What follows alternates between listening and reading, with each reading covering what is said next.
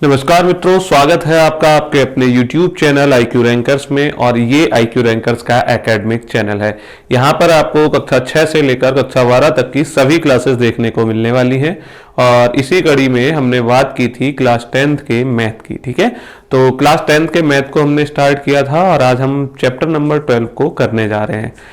आगे से आपकी अप्रैल, इस सत्र को तो आपने पूरा कर लिया, आपका एग्जाम हो चुका है। अब जो नया सत्र आने वाला है अप्रैल से, तो इस सत्र में अप्रैल से 1 अप्रैल से आपकी क्लासेस, सभी विषयों की लाइव क्लासेस की जाएंगी। अगर आप हमसे जुड़ना चाहते हैं तो आप हमारे चैनल को अभी सब्सक्राइब कर सकते हैं। ठीक है, हमारे चैनल को सब्सक्राइब करके रखेंगे तो आपको रेगुलर वे में वहां पे क्लासेस देखने को मिलेंगी, जहां पर आपको सारा का सारा मटेरियल बिल्कुल फ्री प्रोवाइड कराया जाएगा। ठीक है, तो अभी हम बात कर रहे हैं चैप्टर नंबर 12 की। चैप्टर नंबर 12 हमारा है पृष्ठीय क्षेत्रफल, आयतन, सरफेस एरिया एंड वॉल्यूम। ठीक है, सरफेस एरिया एंड वॉल्यूम जो चैप्टर है ये आपका आता है मेंसुरेशन के अंतर्गत, आप इसको पढ़ते हैं। क्षेत्रमिति के अंतर्गत आप इसको पढ़ते हैं। ठीक है, मेंसुरेशन की अगर बात की जाए तो हम मेंसुरेशन की, हमने ये जो क्षेत्रमिति है, क्षेत्रमिति की अगर हम बात करें, हम यहाँ पे बात किसकी करने वाले हैं जी?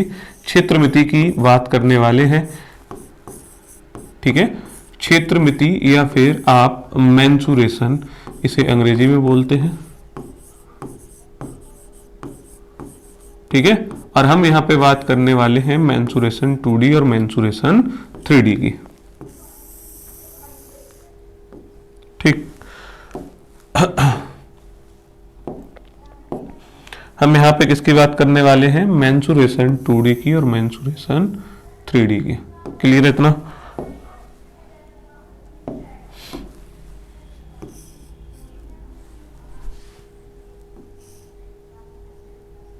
ठीक,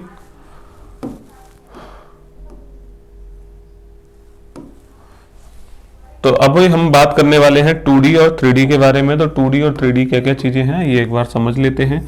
हम मेंसुरेशन 2D की बात करने वाले हैं और मेंसुरेशन 3D की बात करने वाले हैं। मेंसुरेशन 2D का मतलब क्या होता है? 2D को हम बोलेंगे जी 2 डायमेंशनल, हिंदी में इसी को द्विविमीय आकृतियां बोला जाएगा। ठीक है, तो हम किसके बारे में बात करने वाले हैं? 2 विमाओं के बारे में बात करने वाले हैं, द्विविमीय आकृतियों के बारे में बात करने वाले हैं। इनको समझेंगे कि द्विविमीय आकृतियां कैसी होती हैं, कैसी नजर आती हैं। आगे हम बात करेंगे 3D या त्रिविमीय आकृतियों की, जिनमें 3 विमाएं होती हैं। वो आकृतियां आपकी त्रिविमीय आकृतियां कहलाती हैं। क्या चीजें त्रिविमीय आकृतियां होती हैं, हम उनके बारे में अभी चर्चा कर रहे होंगे। ठीक है, अब देखिए द्विविमीय आकृतियों के बारे में अगर हम बात करें तो इनमें केवल और केवल 2 चीजों की बात की जाती है। एक आप कहोगे जी इसमें द्विविमीय का मतलब क्या है?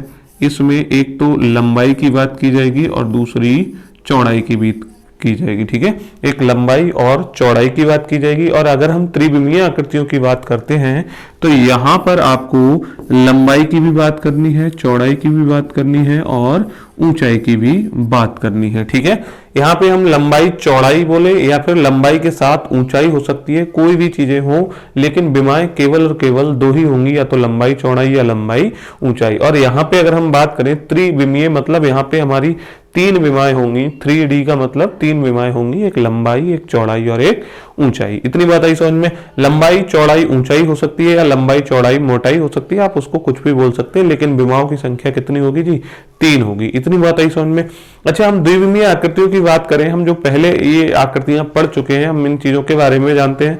2D के बारे में भी जानते हैं और 3D के बारे में भी हम पहले से जानते हैं। ठीक है, अगर हम बात करें 2D आकृतियों की, आप कौन कौन सी 2D आकृतियों के बारे में बात कर चुके हैं? तो आप कहेंगे जी हम तो बात कर चुके हैं, हमें आयत के बारे में पता है। आयत आपका एक द्विविमीय आकृति होता है।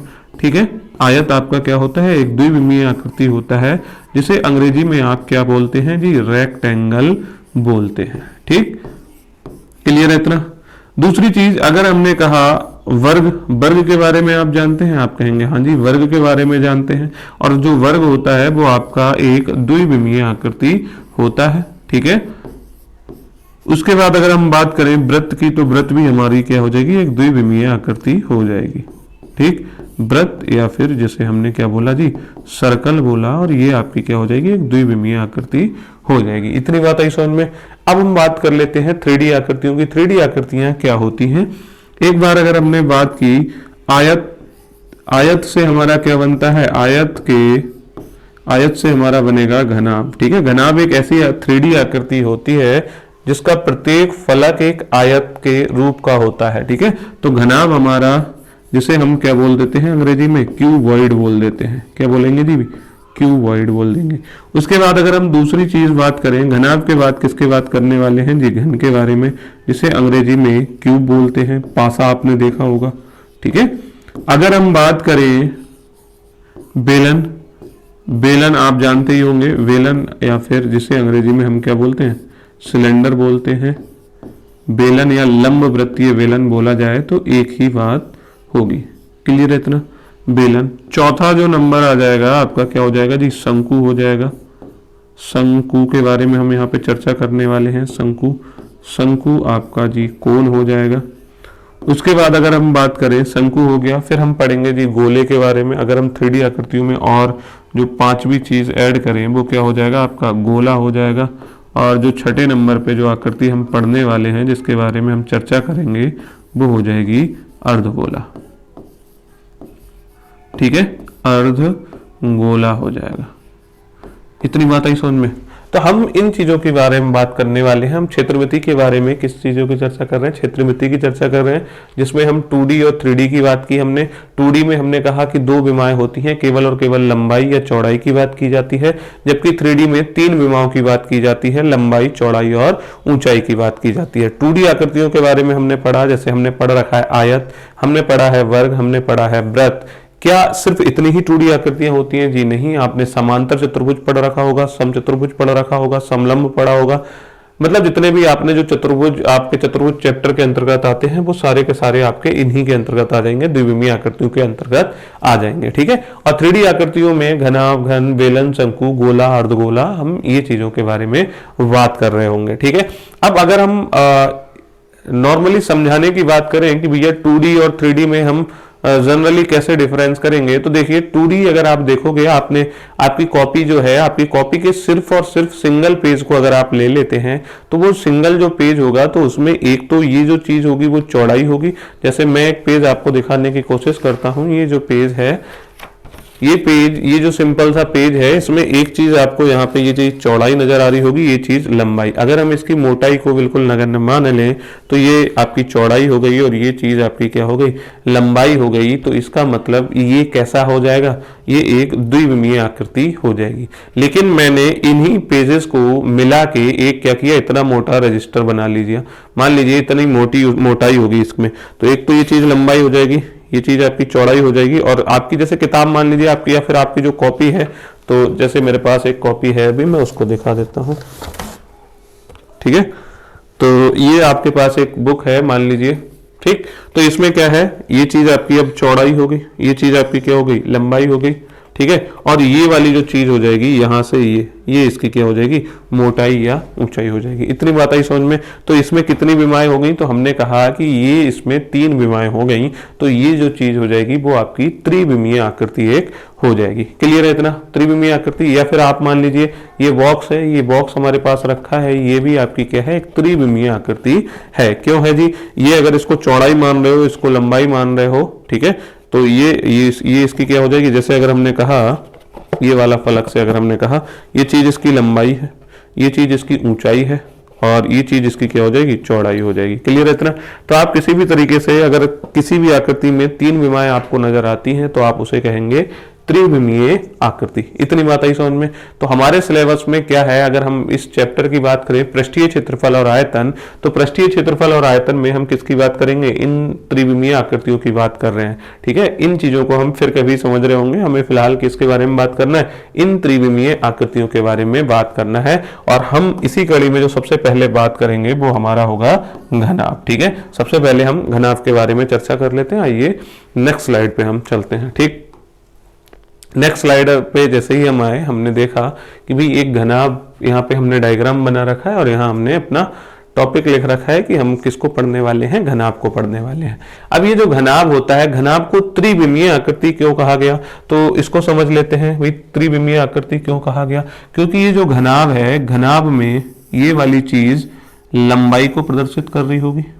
ठीक, लंबाई को प्रदर्शित कर रही होगी, ये वाली जो चीज है ये आपकी चौड़ाई को प्रदर्शित कर रही होगी, ठीक, और ये वाली जो चीज है ये आपकी ऊंचाई को प्रदर्शित कर रही होगी। क्लियर है इतना? हमने किन किन चीजों की बात की? हमने कहा कि ये जो भुजा है इस आकृति की ये लंबाई है, ये चीज चौड़ाई है और ये चीज ऊंचाई है। तो कितनी विमाओं की हमने बात की? आपने कहा जी हमने 3 विमाओं की बात की, और 3 विमाओं की जब हम बात करेंगे तो हमने पीछे वाली अभी स्लाइड में पढ़ा था कि आप जब भी 3 विमाओं की बात करेंगे तो वो आकृतियां त्रिविमीय आकृतियां कहलाएंगी।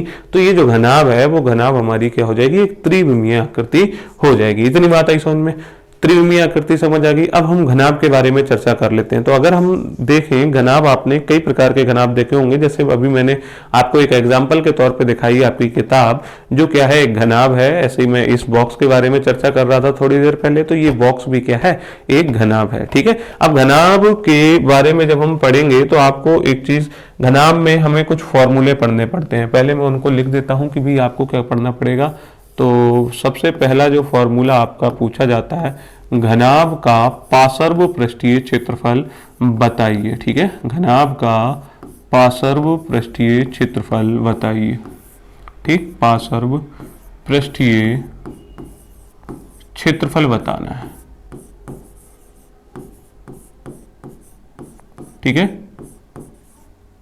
Lateral surface area of the cuboid, हम बात कर रहे हैं LSA की, ठीक है। घनाभ का पार्श्व पृष्ठीय क्षेत्रफल या लेटरल सरफेस एरिया आपको बताना है, ठीक है। तो सबसे पहले हम इन छोटी छोटी चीजों को अगर समझ लेते हैं तो हमको कभी फ्यूचर में इनसे रिलेटेड फॉर्मूले याद करने में कोई दिक्कत नहीं रहने वाली, ठीक है। सबसे पहले हम समझते हैं जी क्षेत्रफल क्या होता है, ठीक है। देखो क्षेत्रफल, अगर हम इसके यहाँ पे अगर हम देखें, मैं एक काम करता हूं, यहां से इस चीज को कॉपी कर लेता हूं। मान लीजिए मैंने इस चीज को कॉपी किया और कॉपी करने के बाद इसको यहाँ पे लगा दिया, ठीक है। अब मैं अगर एक बार फिर से एक चीज समझाने की कोशिश करूं, मैं कहूं कि जो आपका ये घनाभ है ना, ये घनाभ एक ऐसी त्रिविमीय आकृति होती है जिसका प्रत्येक फलक एक आयत से मिलकर बना होता है। तो मैंने किस किस चीज की बात की? फलक की बात की या पृष्ठ की बात की, ठीक है। तो पृष्ठ को हम समझ लेते हैं, और आपका जो पृष्ठ वाली जो चीज है वो चीज आपकी यहाँ पे भी आपको नजर आ रही होगी, ये पृष्ठीय, ठीक है। पृष्ठ की पहले बात कर लेते हैं, उसके बाद हम क्षेत्रफल को समझेंगे, ठीक। पृष्ठ हमारा क्या होता है? अगर आप यहाँ पे इस मेरे हाथ में एक बॉक्स है, इस बॉक्स की हम चर्चा करें, ये बॉक्स आपको नजर आ रहा होगा, तो इसमें पृष्ठ क्या है? ये आपने घनाभ तो बताया सर कि हाँ ये घनाभ होता है या क्यूबॉइड होता है। ये पृष्ठ या फिर पृष्ठ, जिसे अंग्रेजी में हमने क्या बोला, सरफेस कहते हैं, वो क्या होता है जी? तो आपको जहां ये मैं पेन चला के दिखा रहा हूं, ये जो चीज नजर आ रही होगी ये पृष्ठ होगा, ठीक है। ये आपका क्या हो जाएगा? पृष्ठ हो जाएगा, या सरफेस हो जाएगा, या सतह बोल सकते हैं आप, कुछ भी बोल सकते हैं इसको, पृष्ठ, सरफेस, ठीक है। तो ये चीज समझ आई। तो ये, या फलक बोल सकते हैं, हिंदी में फलक भी बोलते हैं इसको, ये फलक कह सकते हो, पृष्ठ कह सकते हो, सतह कह सकते हो, या फिर सरफेस बोल सकते हो। तो इसमें कितनी, एक जो हमारे पास घनाभ है इसमें कितने पृष्ठ होते हैं? सबसे पहला सवाल हमारा ये बनता है। तो आप कहोगे जी घनाभ में एक आपको ये चीज नजर आ रही होगी, एक ये जो चीज है ये वाली चीज, 3 और ये 4, तो ये 4 तरफ की, 1 2 3 4, एक टॉप वाली चीज और एक बॉटम वाली चीज। टोटल कितने फलक हो गए जी? 6 फलक हो गए। कितने सरफेस हो गए जी? टोटल 6 सरफेसेस हो गए। इतनी बात आई समझ में? जैसे आप किसी भी कमरे के अंदर बैठे हैं तो उस कमरे को अगर आप देखोगे वो 4 तरफ से दीवारों से घिरा हुआ है, तो उसकी चारों दीवारों की हम बात करते हैं तो 4 फलक तो हमारे ये हो गए, एक सामने वाली, एक मेरे लेफ्ट साइड में दीवार है, एक मेरे राइट साइड में दीवार है, और एक ये बैक साइड में दीवार है। तो 4 दीवारें हो गई। एक टॉप मतलब छत की बात कर रहे हैं, और बॉटम मतलब फर्श की बात कर रहे हैं। तो टोटल कितने फलक हो गए जी? 6 फलक हो गए। ये जो कमरा है वो घनाभाकार कमरा होता है, ठीक है। जिस भी कमरे में आप बैठे होंगे ज्यादातर कमरे आपको घनाभाकार ही मिलेंगे। इतनी बात आई समझ में? तो हमने पृष्ठ को अच्छे से समझ लिया, पृष्ठ में तो कोई दिक्कत नहीं है। अब हम बात कर लेते हैं क्षेत्रफल की, ठीक है। तो क्षेत्रफल क्या होता है? जैसे मेरे पास एक आकृति है, ये आकृति है, जो आकृति एक आयत होती है। आयत में ये हमारी एक द्विविमीय आकृति होती है, जहां क्या है, ये वाली चीज लंबाई है और ये वाली चीज चौड़ाई। केवल और केवल 2 सतहों की, 2 चीजों की बात की गई है, 2 विमाओं की बात की गई है, एक लंबाई की और एक चौड़ाई की। तो ये एक द्विविमीय आकृति है और ये क्या है? आयत है, ठीक। आयत में अगर हम देखें तो आयत को मैं यहाँ पे क्या कर देता हूँ, इसका क्षेत्रफल बताता हूँ। तो क्षेत्रफल के लिए मैं यहाँ पे इसमें कलर कर देता हूँ, ठीक है। तो इसके अंदर हम कौन सा कलर करें, ये कर देते हैं, ठीक। तो ये जो चीज है, ये जो जिसमें कलर आया, ये आपका क्या कहलाएगा, क्षेत्रफल आ जाएगा। जैसे आपसे क्लास एर्थ में या 7th में आप, या फिर जिस भी क्लास में आप रहे होंगे, पिछली क्लासेस में आपसे ये सवाल पूछा गया होगा कि भाई एक खेत है जो आयताकार है और उसके अंदर आपको क्या करना है, बीज बोना है या जुताई करानी है, ट्रैक्टर चलवाना है, ठीक है। तो आप क्या करोगे, उसका क्षेत्रफल निकालोगे। क्लियर है इतना? तो क्षेत्रफल का मतलब समझ आया। अंदर इन जो बाहरी हमें सीमाएं दिख रही हैं, इस खेत की जो सीमाएं हैं, ठीक है, इसके अंदर जो काम, इन अंदर यहाँ पे अगर हम बात करें, इसके अंदर की बात करें, तो इसके अंदर हम क्या चीजें रखने वाले हैं, वही आपका क्या हो जाएगा, क्षेत्रफल हो जाएगा, ठीक है। जो फसल होगी वो खेत के अंदर होगी। तो जो फसल कितने एरिया में आप बोगे, वो अगर आपको निकालनी है तो आपको उस खेत का क्या निकालना पड़ेगा, क्षेत्रफल निकालना पड़ेगा। क्लियर है इतना? अगर हम इसकी बाउंड्री की, ये आउटर, ये जो बाहरी सीमाएं हैं, इनकी बात करें, ये आपकी क्या कहलाती है, ये जो बाहरी सीमाएं हैं, जैसे आपसे कहा जाए कि हमें उसकी बाहरी सीमाओं पर बाड़ लगानी है, ठीक है, हमें उसकी चारों ओर से दीवार बनानी है, खेत के चारों ओर से, मान लीजिए, तो खेत के चारों ओर से दीवार बनानी है या फिर बाड़ लगानी है, ऐसा कुछ भी अगर आपसे पूछा जाता है तो आपको इसमें आयत का परिमाप निकालना पड़ेगा, जो क्या होता है, 2 ब्रैकेट में लंबाई प्लस चौड़ाई होता है। और क्षेत्रफल निकालने के लिए आप कहेंगे कि लंबाई गुणा चौड़ाई। तो उम्मीद है ये चीज अब आपको समझ आ गई होगी। अभी हमने किसकी बात की, एक घनाभ के पृष्ठों की बात कर ली और हमने उसके क्षेत्रफल की भी बात कर ली। अब हम घनाभ के पार्श्व पृष्ठीय क्षेत्रफल, सारी की सारी चीजों की बात कर लेते हैं, ठीक है। मैं किसकी बात करने वाला हूं, अब घनाभ के पार्श्व पृष्ठीय क्षेत्रफल की बात करने वाला हूं। अब पार्श्व पृष्ठीय क्षेत्रफल का मतलब क्या हो गया, आप जिस भी कमरे में बैठे हैं उस कमरे में कितनी दीवारें हैं। अगर सिर्फ और सिर्फ दीवारों की बात कहेंगे तो आप कहेंगे कि भैया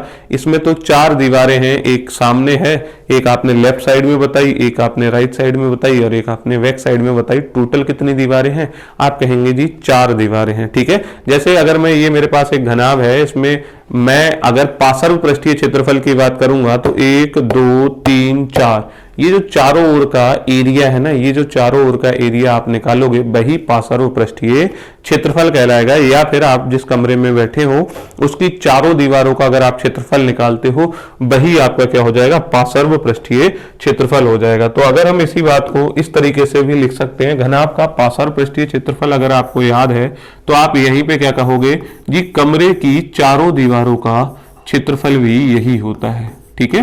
कमरे की चारों दीवारों का क्षेत्रफल, चारों दीवारों का क्षेत्रफल,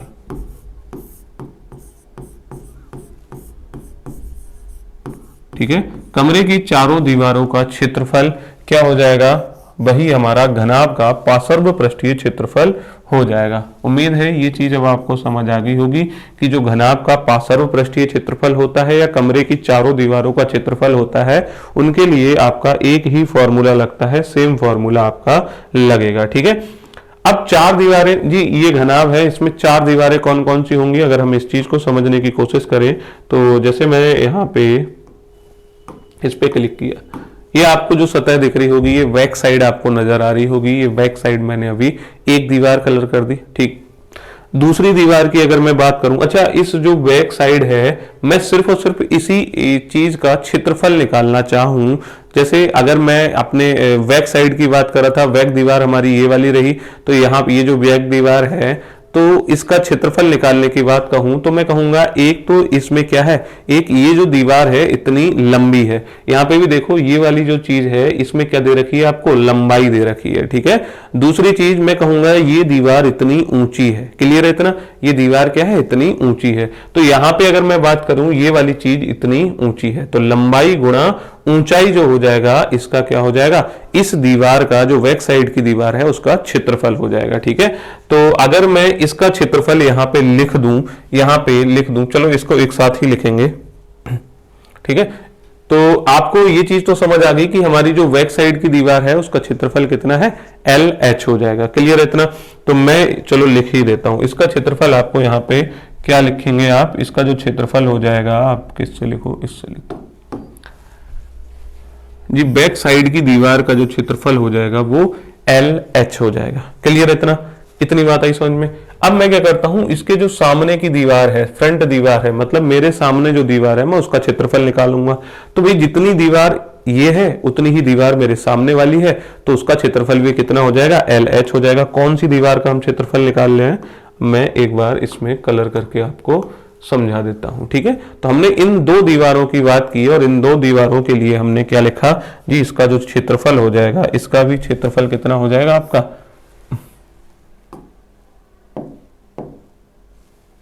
इसका क्षेत्रफल कितना हो जाएगा जी, एल एच हो जाएगा। इतनी बात आई समझ में। एक तो हमने अभी क्या क्या किया, हमने एक बैक साइड का दीवार का क्षेत्रफल निकाला जो आयताकार थी, एक हमारे जो सामने दीवार है उसका क्षेत्रफल निकाला, और उन दोनों का क्षेत्रफल बिल्कुल बराबर आ गया क्योंकि वो दीवार भी उतनी ही लंबी है और उतनी ही ऊंची है। इतनी बात आई समझ में। अब मैं बात करूं अपने बाएं तरफ जो मेरे दीवार है उसकी बात करता हूं। बाएं तरफ मेरी कौन सी दीवार होगी जी, ये वाली दीवार होगी। तो इसकी बात कर रहे हैं तो इसके लिए मैं कर देता हूं रेड कलर, ठीक। मैं इसको इस कलर से दिखाने की कोशिश करता हूं। ये हो जाएगा आपका ये वाली दीवार। क्लियर है इतना।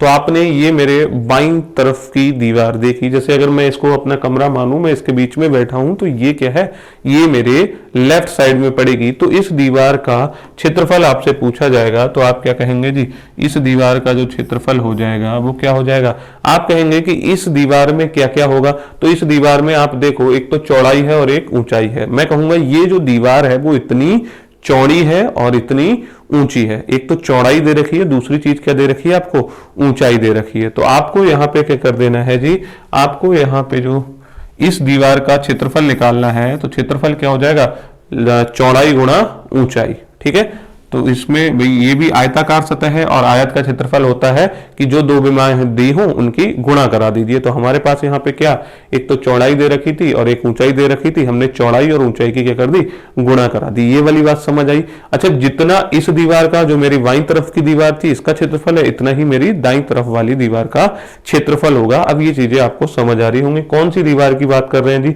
अब हम बात कर रहे हैं इस दीवार की। क्लियर है इतना, इस दीवार की हम बात कर रहे हैं, ठीक है। इतनी बात आई समझ में या नहीं। तो ये जो दीवार है, जो अभी मैंने अभी कलर करके आपको दिखाया, ये रेड कलर की, ये क्या है, इसके सामने वाली दीवार है, ठीक है। तो अब इस दीवार का अगर हम क्षेत्रफल निकालने की बात करें, उसका क्षेत्रफल भी कितना आएगा, तो आप कहोगे जी इसका क्षेत्रफल भी तो बी एच हो जाएगा, ठीक। ये हमने कमरे की चारों दीवारों का क्षेत्रफल आपको निकाल के दिखा दिया। तो कमरे की चारों दीवारों का क्षेत्रफल आपको समझ आया। कमरे की चारों दीवारों का क्षेत्रफल जब निकालोगे वही आपका घनाभ का पार्श्व पृष्ठीय क्षेत्रफल होता है। और ये अगर आप इनको जोड़ोगे, आप इनको क्या करोगे, ऐड करोगे, तो एल एच आपका कितना हो जाएगा जी, 2LH हो जाएगा, ठीक है। और बी एच आपका कितना हो जाएगा जी, 2BH हो जाएगा। इतनी बात आई समझ में। 2LH प्लस 2BH हो जाएगा। और यहां से अगर आप कॉमन लेंगे तो आप यहाँ पे देखोगे, एक तो 2 आपको यहाँ पे कॉमन नजर आ रहा होगा, 2 दोनों में है, दूसरी चीज H दोनों में है, तो इसे हम क्या करते हैं, कॉमन ले लेते हैं। और ब्रैकेट में आपका क्या बचेगा, यहाँ पे आपका L बचेगा, तो L यहाँ पे लिख दोगे प्लस, तो यहाँ पे प्लस लिख दोगे, फिर उसके बाद B है तो B आप यहाँ पे लिख दोगे। इतनी बात आई समझ में, ठीक। तो आपका क्या हो जाएगा, 2H ब्रैकेट में L प्लस B। अब आप क्या करोगे, अब आप जो करने वाले हो, आप यहां से 2 ब्रैकेट में L प्लस B को एक साथ हम लिख दें इनटू H लिख दें, ठीक। तो ये जो चीज होगी, सिर्फ इतने फॉर्मूले की अगर मैं बात करूं ना, सिर्फ इतने फॉर्मूले की अगर मैं बात करूं, ये जो चीज है ये आप अभी आपको समझाया था और आपने पहले ही पढ़ लिया होगा या फिर आपको पता होगा, आप इससे पूरी तरीके से परिचित होंगे। ये जो चीज आपको नजर आ रही है, ये आपका है आयत का परिमाप, ठीक है। आयत का परिमाप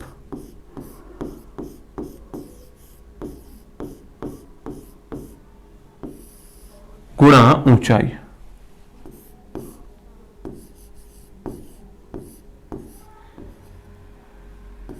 ठीक है भैया। तो ये आयत का परिमाप गुणा ऊंचाई हो जाएगा। इतनी बात आपको समझ आई? ठीक है, हमने अभी क्या पढ़ा, सबसे पहले हमने पढ़ा घनाभ का पार्श्व पृष्ठीय क्षेत्रफल, अंग्रेजी में इसे हम बोलेंगे lateral surface area of cuboid, तो वो हमने यहाँ पे पढ़ा। और उसके बाद हमने क्या चीजें पढ़ी कि भाई इसका जो क्षेत्रफल हो जाएगा, या फिर हम इसी को क्या कहते हैं, कमरे की चारों दीवारों का क्षेत्रफल बोलते हैं, ये क्या हो जाएगा 2 ब्रैकेट में L + V × H, आपका ये फॉर्मूला हो गया। अगर आप इसको याद रखना चाहते हैं तो आप कहोगे कि जो घनाभ है, घनाभ का जो प्रत्येक फलक है या जो प्रत्येक सतह है या सरफेस है वो एक आयत से मिलकर बनी होती है, तो इसलिए इसका जो पार्श्व पृष्ठीय क्षेत्रफल हो जाएगा वो क्या हो जाएगा, आयत का परिमाप गुणा ऊंचाई हो जाएगी। क्लियर है इतना? आयत का परिमाप गुणा ऊंचाई। ठीक, आयत का परिमाप क्या मतलब, अगर मैं इसकी बात करूं, इस जिस कमरे में हूं तो यहाँ पे हर एक सतह अगर आप देखोगे तो वो क्या है, एक आयत है, तो इसीलिए हमने इसे क्या पढ़ेंगे, आयत का परिमाप गुणा ऊंचाई बोल सकते हैं। क्लियर है इतना? ये आपका घनाभ का पार्श्व पृष्ठीय क्षेत्रफल हो गया। अब मैं बात करूं घनाभ का संपूर्ण पृष्ठीय क्षेत्रफल। ठीक है, हम किसकी बात करने वाले हैं, घनाभ के संपूर्ण पृष्ठीय क्षेत्रफल की बात करने वाले हैं। ठीक है, अब हम जो दूसरी चीज बात करने वाले हैं जी, घनाभ का संपूर्ण पृष्ठीय क्षेत्रफल बताइए। ठीक है, घनाभ का संपूर्ण पृष्ठीय क्षेत्रफल आपको बताना है।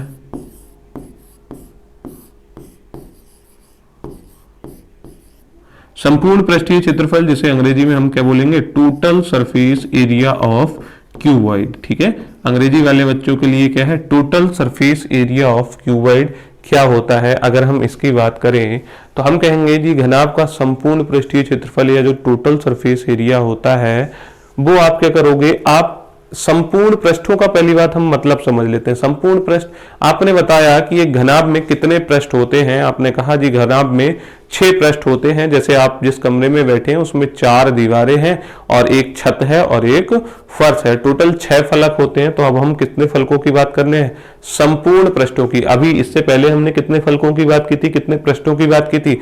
आप कहोगे जी वहां तो जब पार्श्व पृष्ठीय क्षेत्रफल निकाल रहे थे तब हमने केवल और केवल 4 दीवारों की बात की थी, तो अब हमें 2 दीवारें और जोड़ देनी है। 2 दीवारों का मतलब एक छत जोड़ देनी है और एक फर्श जोड़ देना है। ठीक है, तो आप कहेंगे जी घनाभ का जो संपूर्ण पृष्ठीय क्षेत्रफल हो जाएगा वो क्या हो जाएगा, मैं इसको एक बार क्या कर देता हूं, हटा देता हूं। तो घनाभ का संपूर्ण पृष्ठीय क्षेत्रफल आपका क्या हो जाएगा, आप कहोगे कि इसमें सर जी LSA भी जोड़ दो, है नहीं? तो हम इसमें क्या जोड़ देते हैं, लेटरल सरफेस एरिया जोड़ देते हैं प्लस। क्लियर है इतना? आप क्या करोगे भाई, 4 दीवारों का तो जोड़ोगे ही जोड़ोगे, एक आपको टॉप मतलब छत जोड़ोगे इसमें, प्लस दूसरा जो एरिया जोड़ोगे किसका, बॉटम का जोड़ दोगे। क्लियर है इतना? आपने ये चीजें समझी, क्या चीजें समझी कि आपको लेटरल सरफेस एरिया तो जोड़ना है संपूर्ण पृष्ठीय क्षेत्रफल में, फिर छत का एरिया जोड़ दोगे और बॉटम का एरिया जोड़ दोगे। लेटरल सरफेस एरिया क्या होता है, कमरे की चारों दीवारों का क्षेत्रफल। अब रह गया छत और फर्श, हमें उनका एरिया जोड़ देंगे तो हमारा घनाभ का जो संपूर्ण पृष्ठीय क्षेत्रफल है या टोटल सरफेस एरिया है वो निकल कर आ जाएगा। इतनी बात आई समझ में? तो LSA की अगर मैं बात करूं, LSA क्या होता है, आप अगर देखोगे LSA का भी आपने फॉर्मूला लिखा 2 ब्रैकेट में L + V × H, या फिर मैं इस वाले फॉर्मूले को डायरेक्ट उठा कर लिख देता हूं। ठीक है, मैं यहां से इस चीज को लिख देता हूं 2LH + 2BH। ये भी हमारा क्या है, ये भी तो हमारा पार्श्व पृष्ठीय क्षेत्रफल ही है, तो मैं इसको उठा लेता हूं 2LH + 2BH। क्लियर है इतना? उसके बाद अगर मैं बात करूं, इसके बाद मैं टॉप की बात करूं, टॉप वाली सतह हमारी कौन सी है, तो अगर मैं एक काम करता हूं, इसको आपको समझाने की कोशिश करता हूं जी। टॉप के लिए मैं ये कलर ले लेता हूं। ठीक है, तो टॉप हमारा रहा ये। क्लियर है इतना? ये हमारा टॉप आ गया। और अगर बॉटम की बात करें तो ये वाली जो चीज हो जाएगी वो क्या हो जाएगी, आपकी बॉटम हो जाएगी। तो टॉप और बॉटम का एरिया हमें और जोड़ना है, तो इसके लिए हमें क्या करना पड़ेगा, टॉप के लिए मैं ग्रीन कलर से लिख देता हूं। टॉप में अगर आप देखोगे, टॉप और बॉटम में, तो बॉटम वाले में देखो क्या है, लंबाई है, ठीक, और ये चीज क्या है, चौड़ाई है। क्लियर है इतना? मतलब जिस मैं कमरे में खड़ा हूं उसके फर्श की बात की जा रही है। अगर फर्श की बात करें या छत की बात करें तो पहले हम चलो बॉटम की ही बात कर लेते हैं। तो ये कमरा इतना तो लंबा है और इतना चौड़ा है। ठीक है, तो लंबाई को हमने L लिखा और चौड़ाई को हमने क्या लिखा, B लिखा। क्लियर है इतना? तो आप कहोगे जी इसका जो एरिया हो जाएगा ना वो आपका L इंटू बी हो जाएगा। हमने कहा छत की बात कर लेते हैं, छत, तो छत में भी क्या होगा, छत इतनी तो लंबी है और इतनी चौड़ी है, ऊंची नहीं है छत। क्लियर है इतना?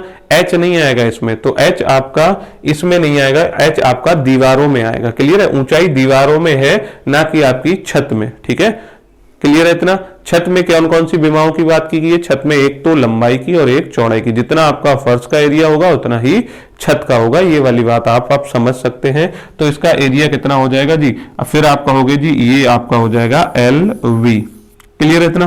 तो अगर आप देखोगे 2LH plus 2BH plus LV 2LV हो जाएगा। तो मैं LV को पहले लिख देता हूं, ठीक है, थोड़ा सा हमको फायदा हो जाएगा याद करने में। 2LV प्लस फिर मैं 2BH लिख देता हूं, ठीक है, और फिर क्या हो जाएगा जी 2LH हो जाएगा। इतनी बात आई समझ में? अब मैं यहां से अगर 2 कॉमन ले लूं तो क्या बचेगा भैया, एक तो LV बच जाएगा, प्लस का BH बच जाएगा, प्लस का LH बच जाएगा, या HL लिख लो या LH लिख दो। क्लियर है इतना? तो ये जो चीज थी ये आपका क्या हो जाएगा, घनाभ का संपूर्ण पृष्ठीय क्षेत्रफल का फॉर्मूला निकलकर आपके सामने आ जाएगा। तो अगर आपसे पूछता है कोई घनाभ का संपूर्ण पृष्ठीय क्षेत्रफल क्या होता है, तो आप कहेंगे उसका जो पार्श्व पृष्ठीय क्षेत्रफल है वो, फिर टॉप और बॉटम को अगर आप जोड़ दोगे तो आपका जो क्षेत्रफल निकल के आ जाएगा वो निकल के आ जाएगा संपूर्ण पृष्ठीय क्षेत्रफल। अगर हम इसकी बात करें L इंटू बी, अगर मैं यहाँ पे देखूं ये है क्या, तो आप कहोगे लंबाई गुणा चौड़ाई, 2 ब्रैकेट में क्या हो जाएगा LB प्लस L की B से गुणा कराई, B की H से गुणा करा दी और फिर H की L से गुणा करा दी। वही आपका ये formula 2LB plus BH plus LH। Clear है इतना? तो ये हो गया आपका घनाभ का संपूर्ण पृष्ठीय क्षेत्रफल। उम्मीद है ये चीजें आपको समझ आ गई होंगी। अब हम बात करते हैं घनाभ के आयतन की, या फिर वॉल्यूम ऑफ द क्यूबॉइड। ठीक, क्या होता है, अभी हमने बताया कि भाई ये जो चीज है ये क्या है, ये चीज आपको एक घनाभ नजर आ रही होगी। अब अगर मैंने इसको खोला और इसके अंदर मान लीजिए मैं हवा भरने की कोशिश करता हूं, ठीक है, या फिर पानी भर के रखने की कोशिश करता हूं, ठीक है, तो इसके अंदर जितना पानी आ जाएगा वो क्या हो जाएगा, इसका आयतन हो जाएगा। इतनी बात आई समझ में? तो हम किसकी बात करने वाले हैं, अब घनाभ के आयतन की बात करने वाले हैं। ठीक, मैं इस चीज को अभी आप एक बार अगर चाहें तो स्क्रीनशॉट ले सकते हैं। मैं क्या करता हूं, इस चीज को हटा के घनाभ के आयतन को समझाने की आपको कोशिश करता हूं। ठीक है,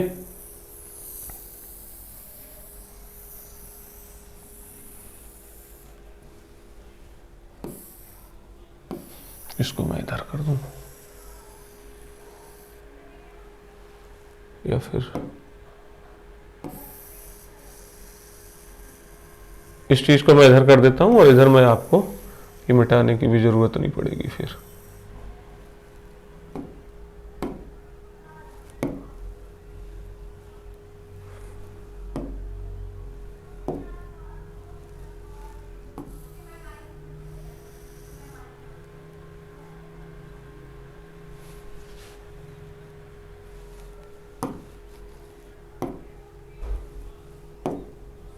डिलीट ही कर देता हूं। ठीक है, अब हम किसकी बात करने वाले हैं, घनाभ के आयतन की बात करने वाले हैं। ठीक, घनाभ का आयतन,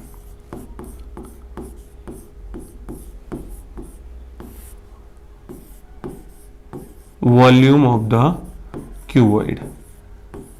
ठीक है, आप जब भी घनाभ की बात करेंगे, घनाभ में क्या होता है जी, जैसे इस कमरे में कितना सामान रखा जा सकता है। ठीक है, पूरा अगर हम इसको प्रॉपर सामान रखने की बात करें वही इसका क्या हो जाएगा, आयतन। मतलब इस कमरे में मान लीजिए हम पानी भरने की कोशिश करें तो कितना पानी आ जाएगा, हवा कितनी आ जाएगी, वही इसका क्या हो जाएगा, आयतन हो जाएगा। तो ये सारी की सारी चीजें किस पे डिपेंड करेंगी, इस कमरे के आधार पर डिपेंड करेंगी। इस कमरे का जो आधार होगा, मतलब ये जो फर्श होगा उसकी हम बात कर रहे हैं, और दूसरा ये कमरा कितना ऊंचा है इस बात पे डिपेंड करेगा। कम ऊंचाई वाले में कम पानी आएगा, अगर कमरे की हाइट ज्यादा है तो उसमें ज्यादा पानी आएगा। ठीक है, तो हम किस किस की बात की, हमने कहा कि भी अगर आप आयतन की बात करोगे, घनाभ का आयतन क्या हो जाएगा, घनाभ के आधार का जो क्षेत्रफल हो जाएगा वो हो जाएगा। ठीक है, घनाभ के आधार का क्षेत्रफल और गुणा क्या हो जाएगा, आपका ऊंचाई हो जाएगा। क्लियर है इतना, गुणा ऊंचाई हो जाएगा। ठीक, अब घनाभ के आधार का क्षेत्रफल, जैसे हमने इस कमरे की बात की, इस कमरे का आधार क्या हो जाएगा, हम कहेंगे फर्श हो जाएगा। और फर्श का हम क्षेत्रफल पहले ही निकाल चुके हैं, लंबाई गुणा चौड़ाई। हमने कहा था कि ये आधार है, ये कमरा इतना लंबा है और ये कमरा इतना चौड़ा है। ठीक है, तो हम कहेंगे आधार का जो क्षेत्रफल हो जाएगा जी, वो लंबाई गुणा चौड़ाई हो जाएगा। और हमने कहा ऊंचाई कितनी है इस कमरे की, तो आपने कहा जी ऊंचाई h हो जाएगी। तो यही क्या हो जाएगा, यही घनाभ का आयतन हो जाएगा या वॉल्यूम ऑफ क्यूबॉइड हो जाएगा। इतनी बात आई समझ में। ठीक, तो ये जो चीजें थी ये आपके घनाभ के बारे में सारी चीजें रही। एक और सवाल आपसे पूछ लिया जाता है कि घनाभ के किनारे या साइड्स बताइए, कितने एक घनाभ में किनारे होते हैं। ठीक है, तो वो चीज भी हम समझ लेते हैं जी। घनाभ में 1 2 3 4 5 6 7 8 9 10 11 12, तो कितने किनारे या कोरे हो गई, तो आप कहेंगे जी घनाभ में या जो क्यूबॉइड है उसमें 12 किनारे या कोरे होती हैं। इतनी बात आई समझ में। घनाभ की कहानी समझ आ गई आपको। अगर आपको ये चीज समझ आई है तो आप हमारे चैनल को सब्सक्राइब कर सकते हैं, वीडियो को लाइक कर सकते हैं। ठीक है, नेक्स्ट जो हमारी शेप है उसके बारे में हम बात करने वाले हैं। हम किसके बारे में बात करेंगे, घन के बारे में बात करने वाले हैं। क्लियर है इतना। हम किसके बारे में बात करने वाले हैं, हम घन के बारे में बात करने वाले हैं। अब घन की बात करें तो घन आपका क्या होता है, तो आप कहोगे कि भाई घनाभ जो होता है, जैसे आपका एक घनाभ त्रिविमीय आकृति होता है, ऐसे ही जो घन होता है वो भी क्या होता है, आपका एक त्रिविमीय आकृति होता है। क्यों, क्योंकि इसमें भी क्या है, लंबाई की बात की गई है। ठीक, आप में इसमें कहा जी, इसमें भी किसकी लंबाई की बात की गई है, लेकिन यहाँ पे लंबाई को हम क्या कहेंगे, ए से लिखेंगे। ठीक, क्यों लिखेंगे, क्योंकि इसकी लंबाई चौड़ाई ऊंचाई सारी चीजें क्या होती हैं, बराबर होती हैं। इस वाली चीज को भी चौड़ाई बोलोगे और इसे भी आप किससे लिखोगे, ए से लिख दोगे। और इस वाली चीज को ऊंचाई बोलोगे और ऊंचाई को भी आप किससे लिख दोगे, ए से लिख दोगे। क्यों हम ऐसा कर रहे हैं, क्योंकि इसकी लंबाई चौड़ाई ऊंचाई सब बराबर होती हैं। आपने देखा होगा घन आपका क्यूब, आप जो बच्चे खेलते हैं ना क्यूब, उसकी बात कर लेते हैं, या फिर लूडो का जो पासा होता है उनकी बात कर लेते हैं। ऐसे कई सारे बॉक्सेस भी आते हैं जो बिल्कुल घन की फॉर्म में होते हैं। क्लियर है इतना। तो ये जो आपको क्यूब नजर आ रहा होगा, इसकी ये एक त्रिविमीय आकृति कहा जाता है, क्योंकि इसमें भी कितनी विमाएं होती हैं, 3 विमाएं होती हैं। दूसरी चीज अगर घन की और खासियत बताएं, इसका जो प्रत्येक फलक होता है वो एक वर्ग से मिलकर बना होता है, एक स्क्वायर से मिलकर बना होता है। ठीक है, तो ये चीज अब आपको समझ आ गई होगी। और चीजें आपको समझाने की जरूरत है नहीं कि भाई इसमें फलक ये गिनाएं, तो टोटल इसमें भी कितने फलक हो जाएंगे, 6 फलक। जैसे आप यहाँ पे अगर आप बात करो, ये हमारी बैक साइड हो गई। ठीक है, अगर दूसरी हम इसके फ्रंट साइड की बात करें तो ये हमारी क्या हो जाएगी, ये आपकी फ्रंट साइड हो जाएगी। तो आपने 2 साइडों की बात कर ली, तो अब मैं इसको क्या कर लेता हूँ, हटा देता हूँ। ये हम 2 साइडों की बात कर चुके हैं। ठीक है, 2 फलकों की बात कर चुके हैं। ठीक है, 2 फलकों की बात कर ली। अब हम तीसरा फलक, ये मेरी राइट साइड की दीवार रही, ये मेरा चौथा फलक मेरे लेफ्ट साइड की दीवार रही। ठीक है, इसके बाद मैं इसके टॉप की भी बात कर लेता हूँ। ये हमारा टॉप वाला एरिया हो गया और ये वाली जो चीज हो गई वो बॉटम वाली हो गई। तो हमारे टोटल कितने फलक हो गए, इसमें भी 6 फलक हो गए। ठीक, और हर एक फलक में जो लंबाई हो या चौड़ाई हो या ऊंचाई हो, वो सब आपकी क्या है, बराबर है। तो अगर हमसे बात किया जाए कि घन का पार्श्व पृष्ठीय क्षेत्रफल बताइए। ठीक है, घन का पार्श्व पृष्ठीय क्षेत्रफल बताइए, तो आप क्या कहेंगे, घन का पार्श्व पृष्ठीय क्षेत्रफल, गुरुजी ये तो बिल्कुल वैसा ही है, लेटरल सरफेस एरिया जिसे अंग्रेजी में कहते हैं, जैसा आपका क्या है, जैसा आपका घनाभ का था। क्लियर है इतनी बात आई समझ में। तो आपका पार्श्व पृष्ठीय क्षेत्रफल या लेटरल सरफेस एरिया, आप क्या कहोगे कि भाई इसका जो प्रत्येक फलक है वो किससे मिलकर बना है, एक वर्ग से मिलकर बना है। और वर्ग का क्षेत्रफल क्या होता है, भुजा गुणा भुजा या ए स्क्वायर। ये चीज आपको समझ आई होगी। ठीक है, एक बार फिर से हम इन चीजों को करने की कोशिश करते हैं, समझाने की कोशिश करते हैं। ये क्या है आपका, ये आपका एक क्यूब है, सॉरी क्यूब नहीं, ये क्या है आपका एक वर्ग है या स्क्वायर है, जिसकी प्रत्येक भुजा क्या होती है आपकी, ए होती है, जिसकी प्रत्येक भुजा की लंबाई बराबर होती है। ठीक, बराबर होती है तो इसका क्षेत्रफल लंबाई गुणा चौड़ाई, इसमें लंबाई कितनी है, ए, इसकी चौड़ाई कितनी है, ए, तो क्षेत्रफल कितना हो जाएगा जी, ए स्क्वायर हो जाएगा। ये हम किसकी बात कर रहे हैं जी, एरिया की। तो इसके ये जो घनाभ है, ये जो घन है, ये क्यूब हमने जिसको बोला है, इसके प्रत्येक फलक का जो क्षेत्रफल आ जाएगा ना जी, वो कितना आ जाएगा, ए स्क्वायर आ जाएगा। इतनी बात आई समझ में।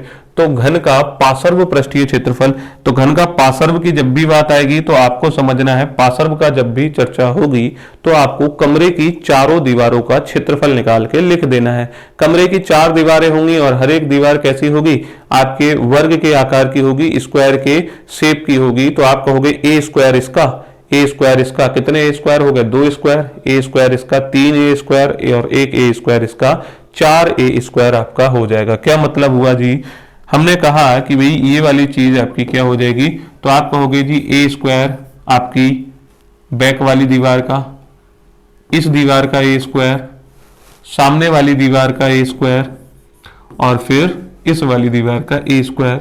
तो कितने ए स्क्वायर हो गए, आप कहोगे जी ये तो कुल मिला के 4 ए स्क्वायर हो गए। तो यही होता है घन का पार्श्व पृष्ठीय क्षेत्रफल। इतनी बात आई समझ में। घन का पार्श्व पृष्ठीय क्षेत्रफल आपको समझ आया। इसके बाद हम बात करें घन का संपूर्ण पृष्ठीय क्षेत्रफल। हम किसकी बात करते हैं, घन का संपूर्ण पृष्ठीय क्षेत्रफल। ठीक है, तो अगर मैं घन के संपूर्ण पृष्ठीय क्षेत्रफल की बात करूं तो यहां पे क्या हो जाएगा कि ये क्या है, आपका टोटल सरफेस एरिया है। और टोटल सरफेस एरिया की अगर मैं बात करूं, ठीक है, टोटल सरफेस एरिया, ये जो घन है, घन के टोटल सरफेस एरिया में हमें क्या करना होता है, इसके सारे के सारे फलक, जितने भी फलक होंगे उनका क्षेत्रफल निकालना होता है। तो हमने अभी इसमें क्या क्या चीजें देखी कि भाई चारों दीवारों का क्षेत्रफल तो जोड़ना ही पड़ेगा। चारों दीवारों का क्षेत्रफल का मतलब क्या हो जाएगा, LSA। तो आप कहेंगे जी यहाँ पे आपको लिखना पड़ेगा लेटरल सरफेस एरिया, ठीक, प्लस टॉप का एरिया निकालना पड़ेगा, प्लस बॉटम का एरिया आपको निकालना पड़ेगा।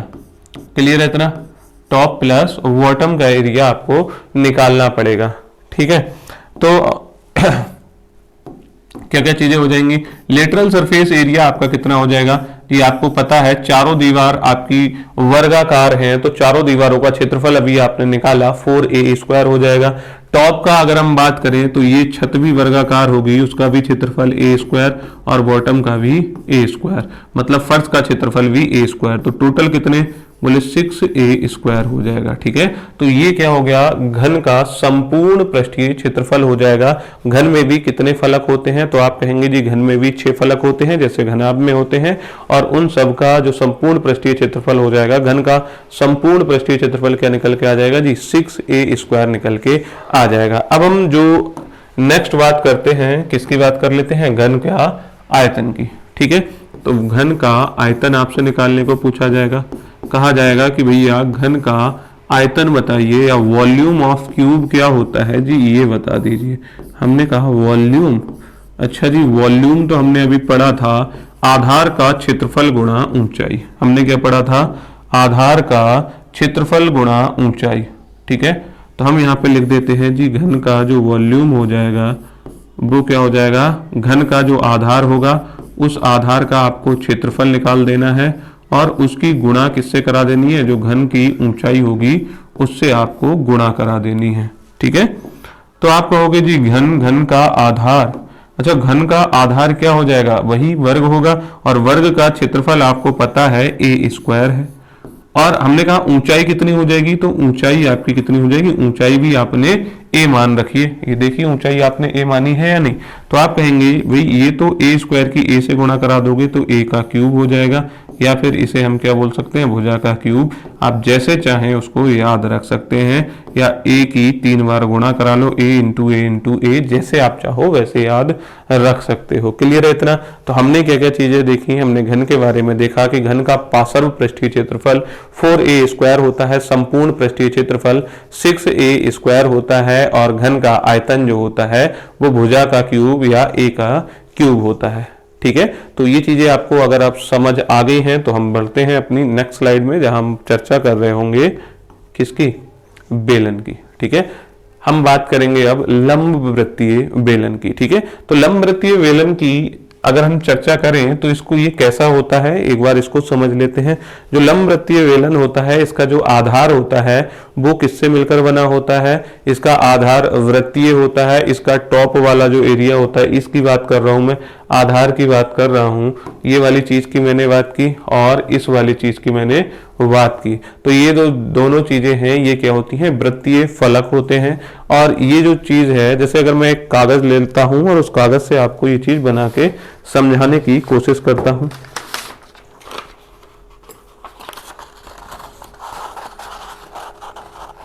देखिए, ये जो चीज हो जाएगी वो आपको कुछ ऐसी नजर आ रही होगी। क्लियर है इतना? ये आपका क्या हो जाएगा? ये आपका बेलन हो जाएगा। इतनी बात आई समझ में? ये फिलहाल अगर आप देखोगे तो ये बिल्कुल खोखला है, तो इसे हम क्या बोल देंगे? खोखला बेलन। ठीक है। तो आपने कोल्ड ड्रिंक वगैरह पीते होंगे तो कैन आती है, ठीक है। कोल्ड ड्रिंक की जो कैन आती है वो कैसी होती है? आपकी बेलन के आकार की होती है, सिलेंड्रिकल कैन उसे बोलते हैं। ठीक है। तो ये चीजें आई समझ में। अब देखिए, हम इसकी बात कर लें। ये जो हमारा है ये एग्जैक्ट सिलेंडर अब मैंने बना दिया है। अब ये जो सिलेंडर है, सिलेंडर में यहाँ पे इस चीज की बात की, ये इतना ऊंचा है। अगर मैं यहाँ पे चलूं तो मैं किसकी बात की? मैंने यहाँ पे बात की ऊंचाई की। क्लियर है इतना? मैंने किसकी बात की है? मैंने चर्चा की पहले ऊंचाई की। एक चीज ऊंचाई हो गई। और अगर मैं ऊपर बात कर रहा हूं, इसकी ऊपरी सतह और जो निचली सतह है वो वृत्ताकार है, तो वृत्त की एक त्रिज्या भी होगी। जैसे हमने इसकी बात की, ये वृत्ताकार सतह है, तो ये जो सतह है वृत्ताकार होगी, तो इसकी एक त्रिज्या भी होगी। तो ये जो चीज हो जाएगी वो आपकी क्या हो जाएगी? यहां से लेकर यहां तक ये वाली चीज आपकी क्या हो जाएगी? त्रिज्या हो जाएगी। क्लियर है इतना? ये वाली चीज आपकी क्या हो जाएगी? त्रिज्या हो जाएगी। ठीक। हमने क्या क्या चीजें चर्चा की? हमने कहा कि भाई इसका जो आधार है और इसका जो टॉप वाला सिरा है वो किससे मिलकर बना होगा? एक वृत्त से, वृत्तीय आकार का होगा, तो वो क्या हो जाएगी? उसकी एक त्रिज्या होगी, उसकी बात कर ली। और इसमें कुछ ना कुछ ऊंचाई होगी, हमने उसकी बात की। ठीक। फिर हम क्या निकालते थे भाई? घनाभ का वक्र पृष्ठीय क्षेत्रफल निकाले। सॉरी, घनाभ का नहीं, बेलन का। अब हम किसकी बात करने वाले हैं जी? बेलन के बारे में बात करने वाले हैं और वेलन का वक्र पृष्ठीय क्षेत्रफल निकालने वाले हैं। ठीक है। वेलन का वक्र पृष्ठीय क्षेत्रफल निकालने वाले हैं। ठीक है। वक्र पृष्ठीय क्षेत्रफल का मतलब क्या हो जाएगा? CSA की हम बात कर रहे हैं। ठीक है। CSA of the cylinder. ठीक है। तो बेलन का वक्र पृष्ठीय क्षेत्रफल जी। अभी अगर हम घनाभ की बात करें, घनाभ में यहीं पे हम किसकी बात कर रहे थे? पार्श्व पृष्ठीय क्षेत्रफल की बात कर रहे थे। और अभी हम यहाँ पे क्या लिख रहे हैं? उसी चीज को वक्र पृष्ठीय क्षेत्रफल लिख रहे हैं। ठीक है। तो जैसे ही हम बेलन के केस में पढ़ेंगे तो ये चीज वक्र पृष्ठीय क्षेत्रफल कहलाएगी। जैसे ही हम उसमें घनाभ पे पहुंच जाएंगे तो घनाभ में वही चीज क्या हो जाएगी? आपकी पार्श्व पृष्ठीय क्षेत्रफल कहलाती है। जैसे अगर हम बात करें आयत और वृत्त के बारे में, आयत का अगर आप एक चक्कर लगाते हो तो वो आपका परिमाप होता है, और वृत्त के केस में अगर एक चक्कर लगाते हो तो वो आपकी क्या कहलाती है? परिधि। ऐसा ही कुछ केस यहाँ पर है। बेलन में ये चीज वक्र पृष्ठीय क्षेत्रफल हो जाएगी और घनाभ और घन में ये चीज क्या हो जाएगी? पार्श्व पृष्ठीय क्षेत्रफल हो जाएगी। इतनी बात आई समझ में। तो बेलन का वक्र पृष्ठीय क्षेत्रफल की अगर मैंने बात की, वक्र पृष्ठीय क्षेत्रफल का मतलब क्या हो जाएगा? तो उसमें भी 4 दीवारी थी, अब इसमें भी हम 4 दीवारी की ही बात करने वाले हैं। ये किसकी बात कर रहे हैं? वक्र पृष्ठीय क्षेत्रफल। तो वक्र पृष्ठीय क्षेत्रफल बेलन का क्या हो जाएगा? अगर आप देखोगे ये बेलन है, तो मैं इस अपने पेन को जहां पे ये चीज घुमा रहा हूं, तो ये जो पूरा का पूरा एरिया, अगर मैं इसको पूरे को कलर करूं तो यहाँ पे इस जगह पे ही तो कलर करूंगा। क्लियर है इतना? इस जगह पे कलर करूंगा और इस जगह पे कलर करने का मैं मतलब इसकी बाहरी सतह को पूरा कवर कर दूं, इसके टॉप और बॉटम को छोड़ के, तो इसका मतलब क्या हो गया? मैं किसकी बात कर रहा हूं? वक्र पृष्ठीय क्षेत्रफल की बात कर रहा हूं, जहां मैं कलर कर रहा हूं। क्लियर है इतना? तो इसका वक्र पृष्ठीय क्षेत्रफल निकालना है। इसका वक्र पृष्ठीय क्षेत्रफल निकालने के लिए आप क्या करोगे? आप इसको यहां से कट कर दोगे। ठीक है। मैंने ये जो लिया, ये आपको वृत्त वेलन नजर आ रहा है। मैं इस वेलन को यहां से कट कर देता हूं। जैसे अगर मान लीजिए मैं यहां से इस चीज को कट करने की कोशिश करूं, मैं समझाऊं कि भाई इस चीज को यहां से आप कट कर दो।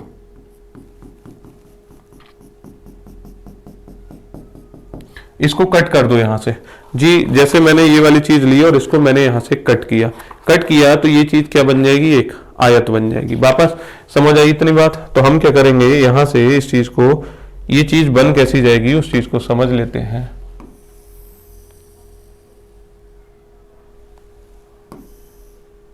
ये चीज आपकी कुछ ऐसी बन जाएगी।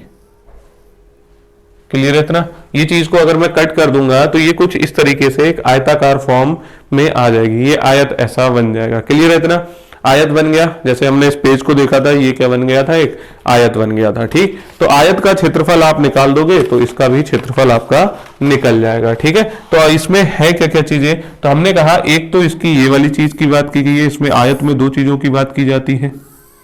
ठीक, और ये वाली चीज इसकी ऊंचाई है तो ऊंचाई रहेगी। क्लियर है इतना? अगर ये चीज इतनी ऊंची है तो ये तो इतनी ऊंची ही रहने वाली है। अच्छा, ये वाली चीज क्या हो जाएगी, तो अगर हम बात करें, जैसे ही मैं इसको अगर कट कर रहा हूं, मान लीजिए मैंने इसको कट करना है, तो ये जो चीज आपको नजर आ रही होगी यहां से यहां तक, ये वाली चीज इसकी क्या हो जाएगी, लंबाई हो जाएगी। ये वाली चीज क्या हो जाएगी, ये वाली चीज यही तो हो जाएगी, कट के ये चीज ऐसी तो जाएगी। तो आप कहोगे इसके एक चक्कर लगा दो, वही इसका क्या हो जाएगा, ये चीज ये।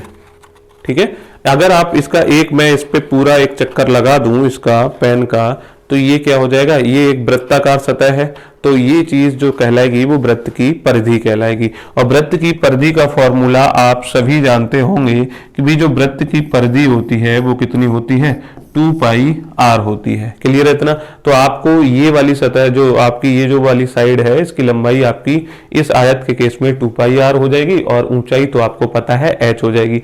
तो वेलन का वक्र पृष्ठीय क्षेत्रफल की हम बात कर रहे थे, बेलन का वक्र पृष्ठीय क्षेत्रफल क्या हो जाएगा, लंबाई गुणा चौड़ाई। लंबाई आपकी इस केस में आपका 2 पाई r है, और चौड़ाई क्या हो जाएगी आपकी h हो जाएगी। क्लियर है इतना?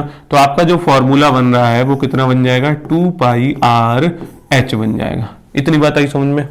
ये चीजें आपको समझ आ गई। तो अब हम चढ़ते हैं अपनी नेक्स्ट फॉर्मूले पे, जो हो जाएगा वेलन का संपूर्ण पृष्ठीय क्षेत्रफल। इससे पहले एक चीज और, अगर हाँ, जैसे हमने इसमें क्या बोला, अगर आप यहाँ पे देखोगे जी, ये चीज क्या है, ये चीज आपको 2 पाई r नजर आ रहा है, तो 2 पाई r क्या होता है, 2 पाई r आप कहोगे जी ये तो वृत्त की परिधि होती है। क्या होती है जी, वृत्त की परिधि होती है।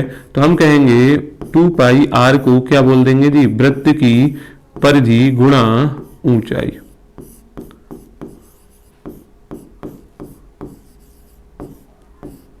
ठीक है, ये क्या हो जाएगा जी, वृत्त की परिधि गुणा ऊंचाई। जैसे हमने बात की थी सबसे पहले घनाभ की बात की थी, और जब हम घनाभ को पढ़ रहे थे तो घनाभ में हमने कहा था पार्श्व पृष्ठीय क्षेत्रफल आप कैसे याद रख सकते हैं, आयत का परिमाप, क्योंकि उसकी जो प्रत्येक सतह थी वो किससे मिलकर बनी थी, या फिर निचली जो सतह थी उसको मान लीजिए जो आपका आधार था वो किससे मिलकर बना था, आयत से, तो आयत का परिमाप गुणा ऊंचाई। ऐसे ही हम क्या कहेंगे, इसमें वृत्त की परिधि गुणा ऊंचाई। ठीक है, आप इस तरीके से इस चीज को याद रख सकते हैं कि बेलन का वक्र पृष्ठीय क्षेत्रफल वृत्त की परिधि गुणा ऊंचाई कर देंगे, और घनाभ का पार्श्व जो पृष्ठीय क्षेत्रफल हो जाएगा वो क्या हो जाएगा, आयत का परिमाप गुणा ऊंचाई हो जाएगा। इतनी बात आई समझ में? अब हम बात करते हैं घनाभ इसके वेलन के संपूर्ण पृष्ठीय क्षेत्रफल के बारे में।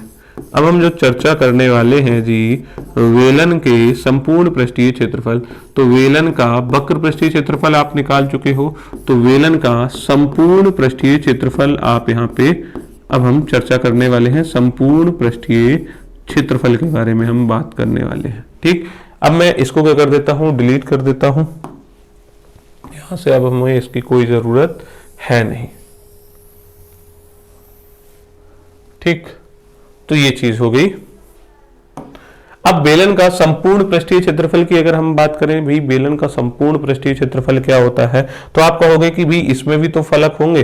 तो एक आपने भाई 4 दीवारी का तो क्षेत्रफल आपने निकाल लिया, 4 दीवारी का क्षेत्रफल ये आ गया, मतलब सी ऐसे तो जुड़ता ही जुड़ता था, तो आप कहोगे कि भैया इसमें सी ऐसे तो जुड़ेगा ही जुड़ेगा, तो आप क्या करो, एक बार सी ऐसे इसमें जोड़ दो, तो आप यहाँ पे लिख दोगे सी एस ए जुड़ेगा। ठीक, अच्छा, अब इसका क्या करोगे, अब इसके टॉप और बॉटम को ले लोगे। अगर आप टॉप देखो तो टॉप की सतह भी आपको वृत्ताकार नजर आ रही होगी, प्लस बॉटम की वो चीज भी वृत्ताकार नजर आ रही होगी। ठीक है, तो टॉप और बॉटम, क्लियर है इतना?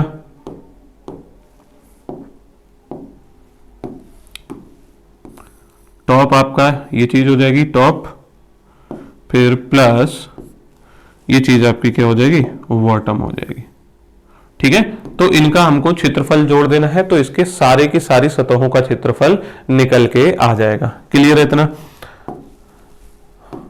तो हमने कहा सी एस ए इसका क्या हो जाएगा, आपका हो गई जी इसका सी एस ए वो तो 2 पाई आर एच हो जाएगा। हमने कहा इसका क्षेत्रफल कितना हो जाएगा, ये तो वृत्त है और वृत्त का क्षेत्रफल क्या होता है भैया पाई आर स्क्वायर। ये भी वृत्ताकार सतह है तो इसका भी क्षेत्रफल कितना हो जाएगा पाई आर स्क्वायर हो जाएगा। 2 pi R H pi R square plus pi R square, आप कहोगे जी ये 2 पाई आर एच है, ठीक है, और ये पाई आर स्क्वायर और ये भी पाई आर स्क्वायर, तो ये कितना हो जाएगा जी ये 2 पाई आर स्क्वायर हो जाएगा। ठीक, तो अब आपका क्या हो जाएगा, आप कहोगे जी 2 पाई आर आप कॉमन ले लोगे और क्या बचेगा इसमें, एक तो h बचेगा, 2 पाई आर यहाँ पे भी है और 2 पाई आर यहाँ पे भी है, तो एक तो h यहाँ पे बचेगा प्लस यहाँ पे 2 पाई आर का स्क्वायर है तो मतलब एक r यहाँ पे भी बचेगा। तो आपका जो बेलन है, वेलन का या जो लंबवृत्तीय वेलन है उसका संपूर्ण पृष्ठीय क्षेत्रफल की बात करें तो ये आपका फॉर्मूला रहेगा 2 पाई आर ब्रैकेट में h प्लस आर। इतनी बात आई समझ में, वेलन का संपूर्ण पृष्ठीय क्षेत्रफल आपको समझ आ गया। अब हम बात करने वाले हैं वेलन के आयतन की, क्लियर है इतना। अब हम किसकी बात करेंगे जी, वेलन के आयतन की बात करने वाले हैं। तो वेलन का आयतन, चलो मैं यहीं पे लिख देता हूं भाई, वेलन का आयतन, क्लियर है इतना, इतने में हम काम करेंगे अपना। वेलन का आयतन, तो वेलन का आयतन हम बात करने वाले हैं। तो वेलन का आयतन के लिए आपको फिर से हमने कहा कि भी वॉल्यूम ऑफ द सिलेंडर की बात की जाए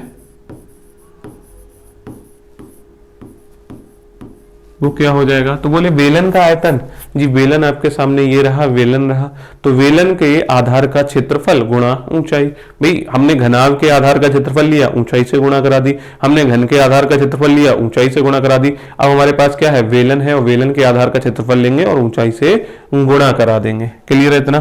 तो आप क्या कहोगे जी, आप कहोगे वेलन का आयतन, और वेलन का आयतन कैसे निकालोगे, आधार का क्षेत्रफल। तो आधार इसका क्या है, पहले मैं यहाँ पे लिख ही देता हूं जी, आधार का क्षेत्रफल लिखना और गुणा कह देना ऊंचाई। बेलन के आधार का क्षेत्रफल और गुणा क्या हो जाएगा, ऊंचाई हो जाएगा।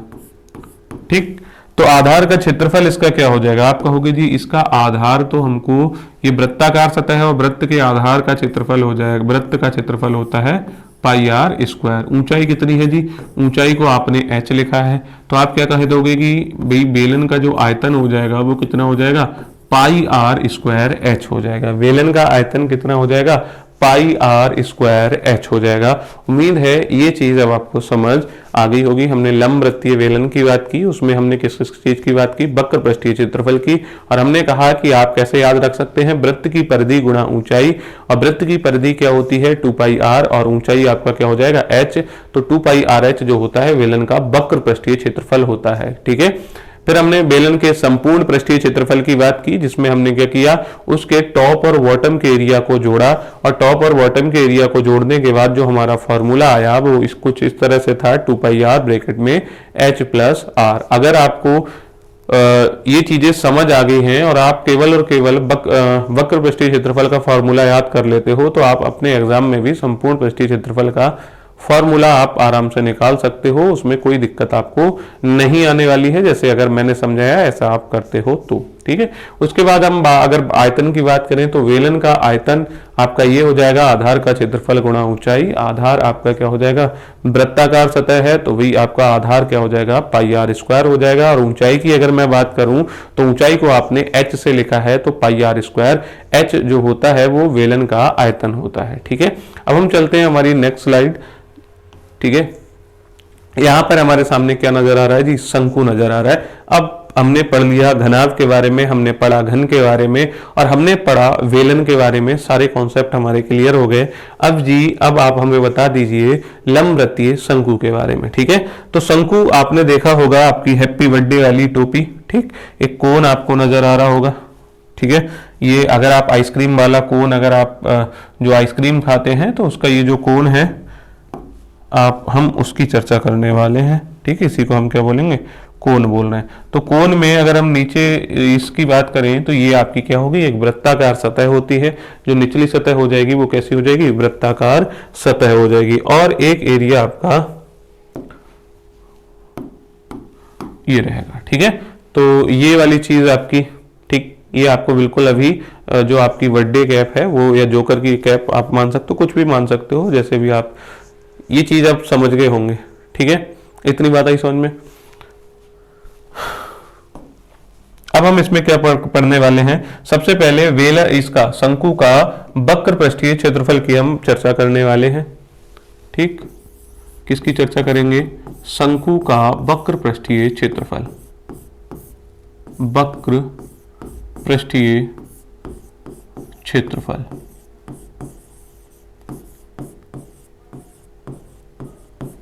ठीक है, तो अगर आप क्लास 8th में जाएंगे, क्लास 8th में आपने पढ़ा होगा इससे संबंधित एक क्रियाकलाप जिसमें आपको ये एक्टिविटी कराई गई थी कि शंकु का वक्र पृष्ठीय क्षेत्रफल, या फिर CSA इंग्लिश में से हम बोलेंगे,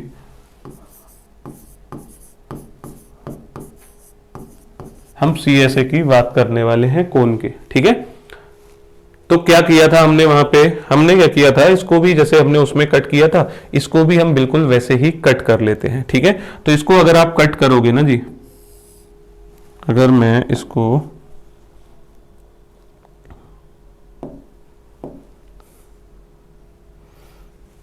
कॉपी कर लेते हैं एक बार। ठीक है,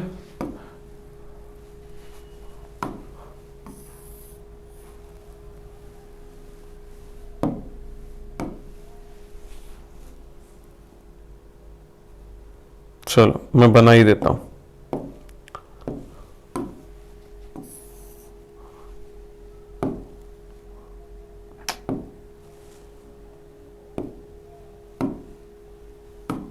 ठीक है, कुछ इस तरह का नजर आएगा, क्लियर है इतना।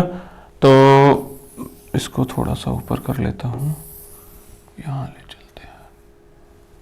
ठीक, इसको अगर आप कट करोगे ना जी तो ऐसा नजर आएगा, कुछ ऐसा। ठीक, आपसे कहा गया था कि भाई आप क्या करोगे, एक शंकु बनाओगे, पहले तो आपके पास एक कोण होना चाहिए, और उसको आप क्या करोगे, कट करोगे, और कट करके उसके क्या करोगे, टुकड़े करोगे।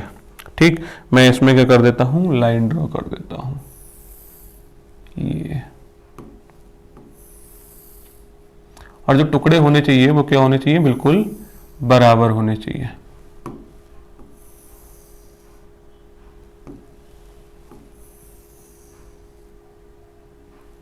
ठीक है, ये वाली चीज थी। फिर हमने क्या किया, इनमें कलर कर लेते हैं, मान लीजिए हमने इनमें कलर कर दिया, इनको कलर कर देते हैं, एक को ये, इसमें ये, इसमें ये। ठीक, और इसमें मैं कर देता हूं जी रेड कलर। ठीक, कुछ इस तरह का आपका ये चीज बन जाएगी अगर आप इसको कट करोगे तो, और उसके बाद कलर करोगे तो। ठीक, फिर अगर आप इसको सेट करने की कोशिश करोगे, इसमें इसको एक आयत में सेट करना है, आयत बनाने की कोशिश करनी है, तो क्या होगा भाई, पहले मैं इसकी विमाएं लिख दूं, ये वाली जो चीज है, ये वाली चीज क्या हो जाएगी आपकी L। ठीक है, हाँ, अभी हमने इसकी चर्चा नहीं की, हमने कहा एक शंकु में किन किन चीजों की बात की जाएगी, तो आप कहोगे जी शंकु एक ऐसी आकृति होती है, त्रिविमीय आकृति होती है, जिसमें क्या होती है, एक तिरछी ऊंचाई होती है। ठीक है, अभी तक हमने जितनी भी शेप्स पढ़ी, चाहे हमने घन पढ़ा, हमने घनाभ पढ़ा या वेलन पढ़ा, उसमें हमने तिरछी ऊंचाई की बात नहीं की थी। ये पहली आकृति है जिसमें हमने तिरछी ऊंचाई की बात की है। ठीक है, दूसरी चीज अगर हम बात करें, यहाँ पे अगर आप देखोगे ये वाली सतह आपकी जो है वो वृत्ताकार है, तो इसमें क्या होगी, इसकी एक त्रिज्या होगी, तो हमने उस त्रिज्या को लिख लिया, और उसके बाद अगर हम इसकी एक नॉर्मल हाइट हो जाएगी। ठीक है, तो आप यहां पे क्या कहोगे,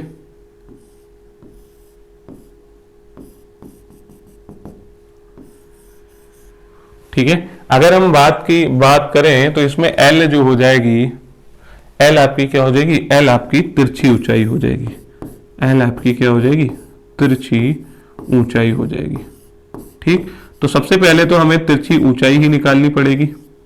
ठीक है, तिरछी ऊंचाई निकालने के लिए जैसे हमने इसमें कहा ये L है, और ये वाली चीज क्या हो जाएगी, हमने इसको कट किया है, तो पहले हम इसकी बात कर ले, तो ये वाली जो चीज हो जाएगी 2πr हो जाएगी।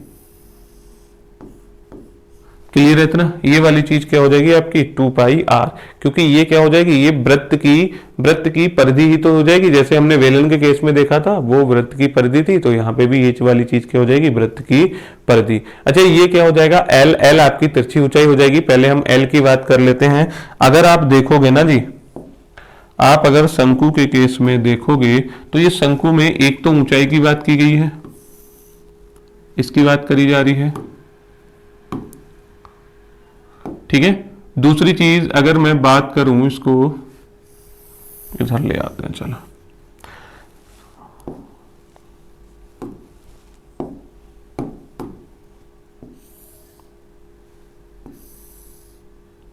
ये आपका जो शंकु है, शंकु में ये वाली चीज ऊंचाई को प्रदर्शित कर रही है, ये आपकी त्रिज्या है, और ये वाली चीज लंबाई को प्रदर्शित कर रही है। अगर मैं यहाँ पे कहूं ये वाली चीज आपकी L हो जाएगी, ये वाली चीज आपकी R हो जाएगी, ये वाली चीज H हो जाएगी। तो सबसे पहले हमको यही सवाल आता है कि भाई इसकी तिरछी ऊंचाई निकालिए। तो अगर आप यहाँ पे गौर से देखोगे, ये आपका क्या बन जाएगा, एक समकोण त्रिभुज बन जाएगा। और समकोण त्रिभुज में आपको क्या करना होता है, आप अगर दो भुजाएं दे रखी हो, तीसरी भुजा आपको निकालनी हो तो आप किसका यूज करते हैं, पाइथागोरस प्रमेय का। तो आप यहाँ पे भी क्या करोगे, पाइथागोरस प्रमेय का उपयोग करोगे। आप कहोगे कि भाई समकोण त्रिभुज में जो 90 डिग्री के सामने वाली भुजा होती है वो सबसे बड़ी भुजा होती है, जो कर्ण होती है। तो सबसे बड़ी भुजा का वर्ग बाकी की बची दो भुजाओं के वर्गों के योग के बराबर होता है, मतलब H square plus R square के बराबर होता है। अगर हम सिंपल वे में बात करें, कर्ण का स्क्वायर बराबर आधार का स्क्वायर प्लस लंब का स्क्वायर, या कर्ण का स्क्वायर बराबर लंब का स्क्वायर प्लस आधार का स्क्वायर। क्लियर है इतना। और हमको तो केवल और केवल एल की लंबाई एल की वैल्यू निकालनी है। यहाँ पे क्या आ रहा है जी, एल स्क्वायर आ रहा है। तो हम क्या करेंगे, दोनों तरफ अंडर रूट लगा देंगे। अंडर रूट जब आप इधर लगाओगे, ऐसे ही अंडर रूट जब इधर लगाओगे तो आपका क्या हो जाएगा, स्क्वायर से अंडर रूट हट जाएगा, तो वह एल की वैल्यू निकल के आ जाएगी, जो किसके बराबर हो जाएगी जी, under root H square plus R square के बराबर हो जाएगी। ठीक है, तो L की वैल्यू आपने निकाल दी। L आप अगर आपको किसी भी शंकु में दो भुजाएं दे रखी हो, या तो ऊंचाई दे रखी होगी या त्रिज्या दे रखी होगी, तो आप क्या कर सकते हो, ये फॉर्मूला लगाकर आप उसकी लंबाई को या जो तिरछी ऊंचाई है उसको निकाल सकते हो। या फिर अगर तिरछी ऊंचाई और h की वैल्यू दे रखी होगी तो त्रिज्या निकाल सकते हो। या फिर आज आपसे कहा जाए कि भैया h निकालो और L और R आपको दे रखा होगा, तो एक फॉर्मूला आपका जो पाइथागोरस प्रमेय है उसके थ्रू आप ये चीजें कर सकते हो। ठीक है, एल का फॉर्मूला आपको समझ आ गया, वो हमने उधर कर दिया। अब हम आ जाते हैं इस पे, जो हमने इसको काट के तैयार किया था, जो हम एक्सपेरिमेंट पहले कर रहे थे, अब हम उसकी बात कर लेते हैं। ठीक, एक्सपेरिमेंट जब हम कर रहे थे तो हमको क्या पढ़ाया गया था कि भाई ये चीज एल है, तो इसको मैं उठा के क्या कर लेता हूं,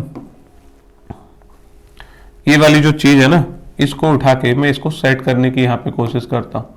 ठीक, इसको उठा के मैं लाया, इसको मैंने ऐसे करके घुमा दिया। ठीक, मैं क्या कर रहा हूं, एक आयत बनाया है, आयत में सेट करने की इस चीज को कोशिश करता हूं। एक काम कर लेता हूं, एक पहले आयत बना ही लेता हूं।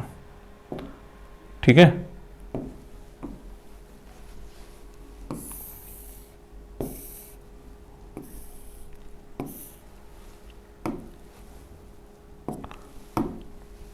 ये थोड़ा सा लंबी चीज है, वरना थोड़ा सा समझाने में इसमें दिक्कत हो सकती है।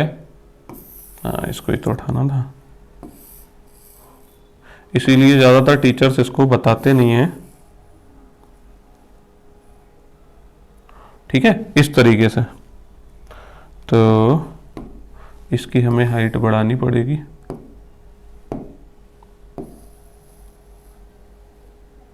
ठीक, इसके बाद हम इसको उठा लेते हैं, ये वाले भाई साहब, इनको क्या करेंगे, इनको घुमाएंगे और उल्टा लगा देंगे। क्लियर है इतना। फिर इसके बाद हम इसको कट करते हैं और इसको उठा के यहां पे लगा देते हैं, सीधा करके थोड़ा सा। ठीक है, इसको समझने की बस कोशिश करना, मैं आपको समझाने की कोशिश कर रहा हूं, क्योंकि ऐसे बनाना थोड़ा सा डिफिकल्ट है। क्लियर है इतना। इसको मैं घुमा देता हूं और इसको, ठीक, ऐसे ही मैं इसको उठाऊंगा।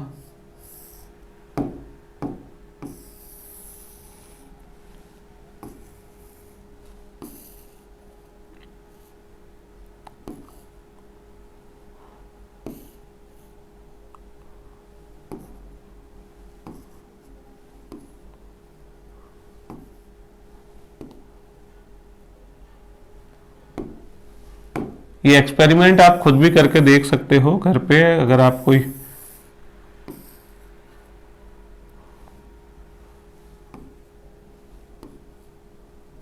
ठीक है। इस तरीके से आपका कोई आयत बनेगा। ठीक, इतनी बात आई समझ में, क्लियर इतना। ये वाली चीज, ये लगभग आपका इस आयत के उसका होगा, आयत ऐसा बनेगा कुछ।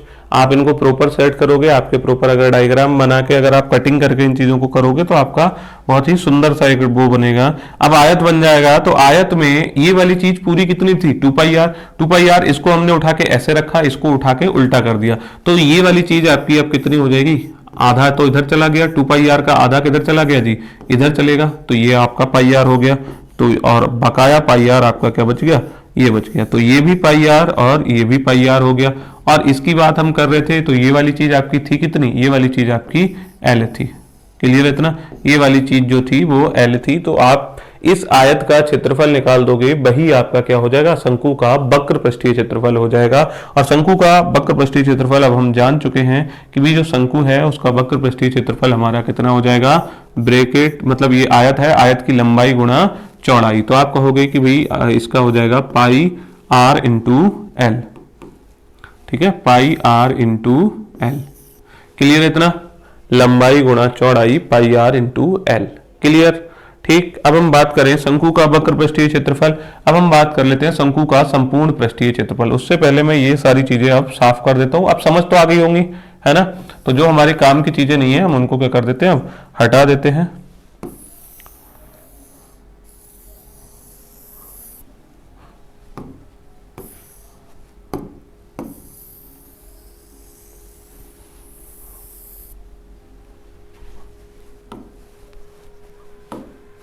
क्लियर है इतना। शंकु का वक्र पृष्ठीय क्षेत्रफल आ गया समझ में। अब शंकु का वक्र पृष्ठीय क्षेत्रफल ही तो समझना था, उसके बाद तो हम सारी चीजें निकाल ही लेते हैं। शंकु का वक्र पृष्ठीय क्षेत्रफल का बाद हमारा आ जाएगा शंकु का संपूर्ण पृष्ठीय क्षेत्रफल। तो संपूर्ण पृष्ठीय क्षेत्रफल क्या हो जाएगा भैया, टोटल सरफेस एरिया की हम बात कर रहे हैं, total surface area of the cone. ठीक है, total surface area of cone की अगर हम बात करें तो क्या हो जाएगा भाई, आप उसमें क्या जोड़ दोगे, आप कहोगे कि भाई इसमें आपको जोड़ना पड़ेगा, एक तो CSA जोड़ना पड़ेगा, प्लस इसमें तो केवल और केवल एक सतह है, तो केवल और केवल एक सर्कल आपको नीचे वृत्ताकार सतह नजर आ रही होगी, केवल और केवल उसी को आपको यहाँ पे बना देना है, उसको जोड़ देना है। तो आप कहोगे कि भाई ये क्या हो जाएगा, इसका एरिया कितना हो जाएगा, तो आप कहोगे CSA तो आपने पहले ही निकाल लिया, पाई आर एल, और वृत्त का जो क्षेत्रफल हो जाएगा वो हो जाएगा पाई आर स्क्वायर। तो अगर आप यहाँ से पाई आर कॉमन ले लोगे, यहाँ पे भी पाई आर है, यहाँ पे भी पाई आर है, तो यहाँ पे एल बचेगा, एल लिख दोगे। यहाँ पे पाई आर का स्क्वायर, आर का स्क्वायर है तो आर का स्क्वायर, एक आर पहले से बाहर है तो अंदर क्या बचेगा, केवल और केवल एक आर बचेगा, और आपको शंकु का संपूर्ण पृष्ठीय क्षेत्रफल निकल के आ जाएगा पाई आर ब्रैकेट में एल प्लस आर। अब आपका क्या बचता है जी, अब आपकी जो अगली चीज बचती है शंकु का आयतन बचता है। ठीक है, तो हम लिख लेते हैं, हमारी नेक्स्ट हेडिंग जो हो जाएगी वो क्या हो जाएगी जी, शंकु का आयतन हो जाएगा। ठीक, शंकु का आयतन। तो शंकु का आयतन, या फिर हम किसकी बात करते हैं, वॉल्यूम की बात करते हैं, कि वॉल्यूम ऑफ कोन क्या हो जाएगा, इसका फॉर्मूला क्या हो जाएगा, एक बार हमें बता दीजिए। ठीक, हम देखो शंकु में पहले ही तीन चीजों की बात कर चुके हैं, एक तो तिरछी ऊंचाई की बात की हमने, एक शंकु का वक्र पृष्ठीय क्षेत्रफल की बात की, फिर हमने संपूर्ण पृष्ठीय क्षेत्रफल की बात की। अब हम किसके बारे में बात करने वाले हैं, शंकु के आयतन के बारे में बात करने वाले हैं। और आयतन आपको बताया गया था कि भैया आयत का आधार का क्षेत्रफल गुणा ऊंचाई, तो इसका आधार का क्षेत्रफल कितना हो जाएगा, पाई आर स्क्वायर, और ऊंचाई कितना हो जाएगा, h हो जाएगा। क्लियर है इतना। तो आप क्या कहोगे, पाई आर स्क्वायर h, यही हो जाएगा, और यही आपके वेलन का होता था। तो भाई यहाँ पे ऐसा नहीं होने वाला है। ठीक है, तो यहाँ पे क्या हो जाएगा, यहाँ पे ऐसा क्यों नहीं हो रहा है, क्योंकि भी ऊंचाई क्या है, अलग अलग है।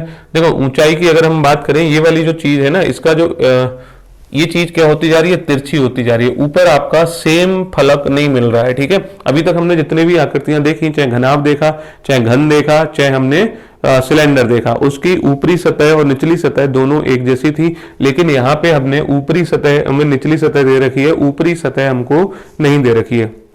मतलब क्या हुआ, इसकी ऊंचाई ऊपर कम होती जा रही है, तो इस पे ये चीज ऊंचाई पे डिपेंड नहीं करेगी। ऊंचाई पे क्या होती जा रही है, ऊंचाई, अब जैसे हम इसमें पानी भर रहे थे उन सतहों में, तो भाई पूरी तरीके से वो ऊंचाई पे डिपेंड कर रहा था, लेकिन यहाँ पे पूरी तरीके से ये ऊंचाई पे, भाई गहरा होगा, भरा ज्यादा जाएगा पानी, सही है, लेकिन क्या हो जाएगा, इसकी जो जो एरिया होता जा रहा है उस कम होता जा रहा है। क्लियर है इतना? अंदर इसकी जो गहराई होती जाएगी या चौड़ाई की बात करें, वो क्या होती जा रही है, कम होती जाएगी। इसीलिए आयत का क्षेत्र, आयत का जो आधार का क्षेत्रफल गुणा ऊंचाई है वो यहाँ पे काम नहीं करेगा। तो यहाँ पे क्या होने वाला है, यहाँ पे आपको सेम हाइट का और सेम रेडियस का आप क्या कर लेंगे, सेम हाइट और सेम रेडियस का आप एक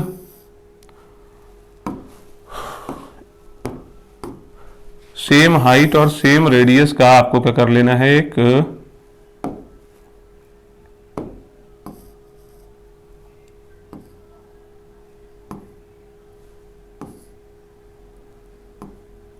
बेलन बना लेना है। ठीक है, तो आपको क्या करना है, सेम हाइट और सेम रेडियस का आपको यहां पे एक बेलन ले लेना है।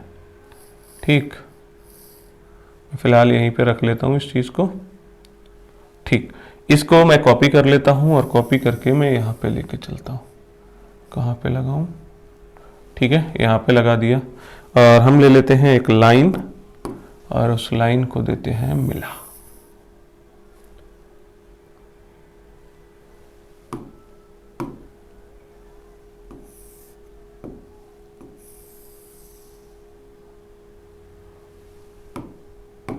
क्लियर है इतना?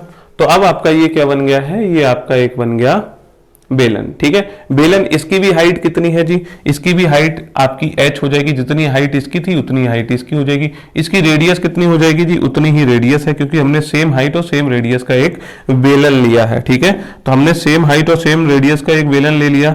बेलन लेने के बाद आपको क्या कर देना है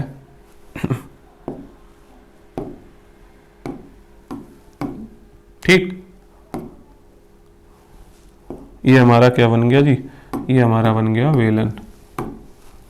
ये हमारा क्या है, एक बेलन है, उतनी ही हाइट और उतनी ही रेडियस का। अब आपने क्या किया, अब आप क्या करोगे, इसमें पानी भर के और इसमें डालोगे। ये दूसरा एक्सपेरिमेंट है शंकु से रिलेटेड।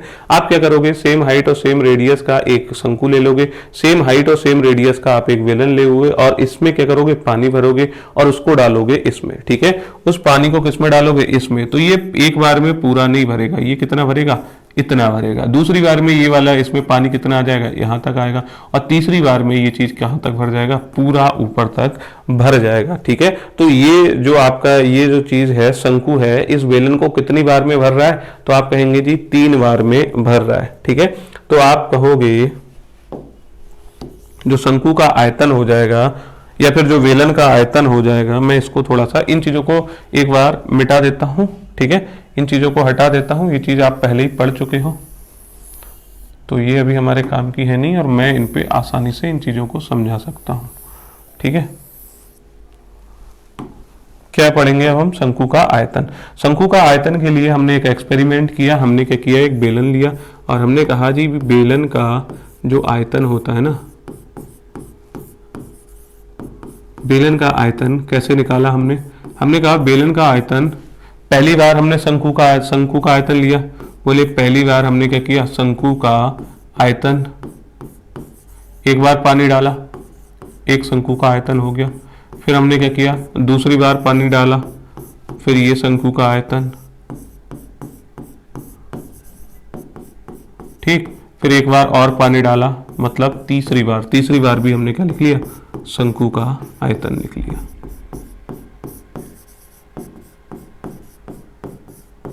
देखो भैया, हमने क्या किया, हमारे पास एक बेलन था, बेलन में हमने क्या किया है, पानी डाला है और पानी किससे, शंकु से डाला है। तो एक बार जब पानी डाला तो हमने लिख लिया शंकु का आयतन, फिर दूसरी बार पानी डाला, फिर हमने लिख लिया शंकु का आयतन, फिर हमने तीसरी बार पानी डाला, हमने लिख लिया शंकु का आयतन। तो हम कहेंगे ये कितनी बार लिख दिया हमने, 3 गुणा शंकु का आयतन हो जाएगा या नहीं, 3 गुणा शंकु का आयतन। जो हमारे बेलन का आयतन है वो किसके बराबर है, आप कहोगे जी जो बेलन का आयतन है वो 3 गुणा शंकु के आयतन के बराबर है। जो बेलन का आयतन है वो 3 गुणा शंकु के आयतन के बराबर है। ये 3 इधर गुणा कर रहा है, इधर जब क्या करेगा, भाग करेगा। ठीक है, कोई भी चीज बराबर के दूसरी तरफ अगर गुणा कर रही है तो दूसरी तरफ जाएगी तो क्या हो जाएगा, भाग करेगी। तो वेलन का आयतन को अगर आप 3 से भाग कर दोगे तो आपका क्या निकल के आ जाएगा जी, शंकु का आयतन निकल के आ जाएगा, शंकु का आयतन निकल के आ जाएगा। ठीक है। और अगर आपने कहा वेलन का आयतन क्या होता है तो आप कहोगे जी वेलन का आयतन होता है पाई आर स्क्वायर एच। अभी हमने पिछली स्लाइड में देखा। और नीचे आपका कितना हो जाएगा, 3, तो यही हो जाएगा आपका शंकु का आयतन। तो आप कैसे याद रखोगे जी, शंकु का आयतन जो होता है वो 1/3 गुणा वेलन का आयतन होता है। ठीक है। तो शंकु का आयतन बराबर हो जाएगा आपका 1/3 पाई आर स्क्वायर एच। में इसको इधर भी लिख देता हूं, शंकु का आयतन जो हो जाएगा वो 1/3 गुणा पाई आर स्क्वायर एच के बराबर होता है। ठीक है। तो ये चीज अब आपको समझ आ गई होगी, उम्मीद है ये वाली चीज आप समझ पा रहे होंगे। ठीक, चलते हैं हम अपनी नेक्स्ट स्लाइड में जहां हम बात करने वाले हैं गोले की। ठीक है। अब आपसे सवाल पूछा जाएगा कि भैया गोले का वक्र पृष्ठीय क्षेत्रफल बताइए। ठीक है। सबसे पहले आपसे कहा जाएगा गोले का वक्र पृष्ठीय क्षेत्रफल बताइए। ठीक है, ये पूछ लिया जाए, गोले का वक्र पृष्ठीय क्षेत्रफल बताइए। ठीक, गोले का संपूर्ण पृष्ठीय क्षेत्रफल बताइए। गोले का संपूर्ण पृष्ठीय क्षेत्रफल बताइए। मतलब ये टोटल सरफेस एरिया की हम बात करने वाले हैं। ये हम किसकी बात करनी है, CSA की बात करने वाले हैं। ठीक, और गोले का पृष्ठीय क्षेत्रफल बताइए।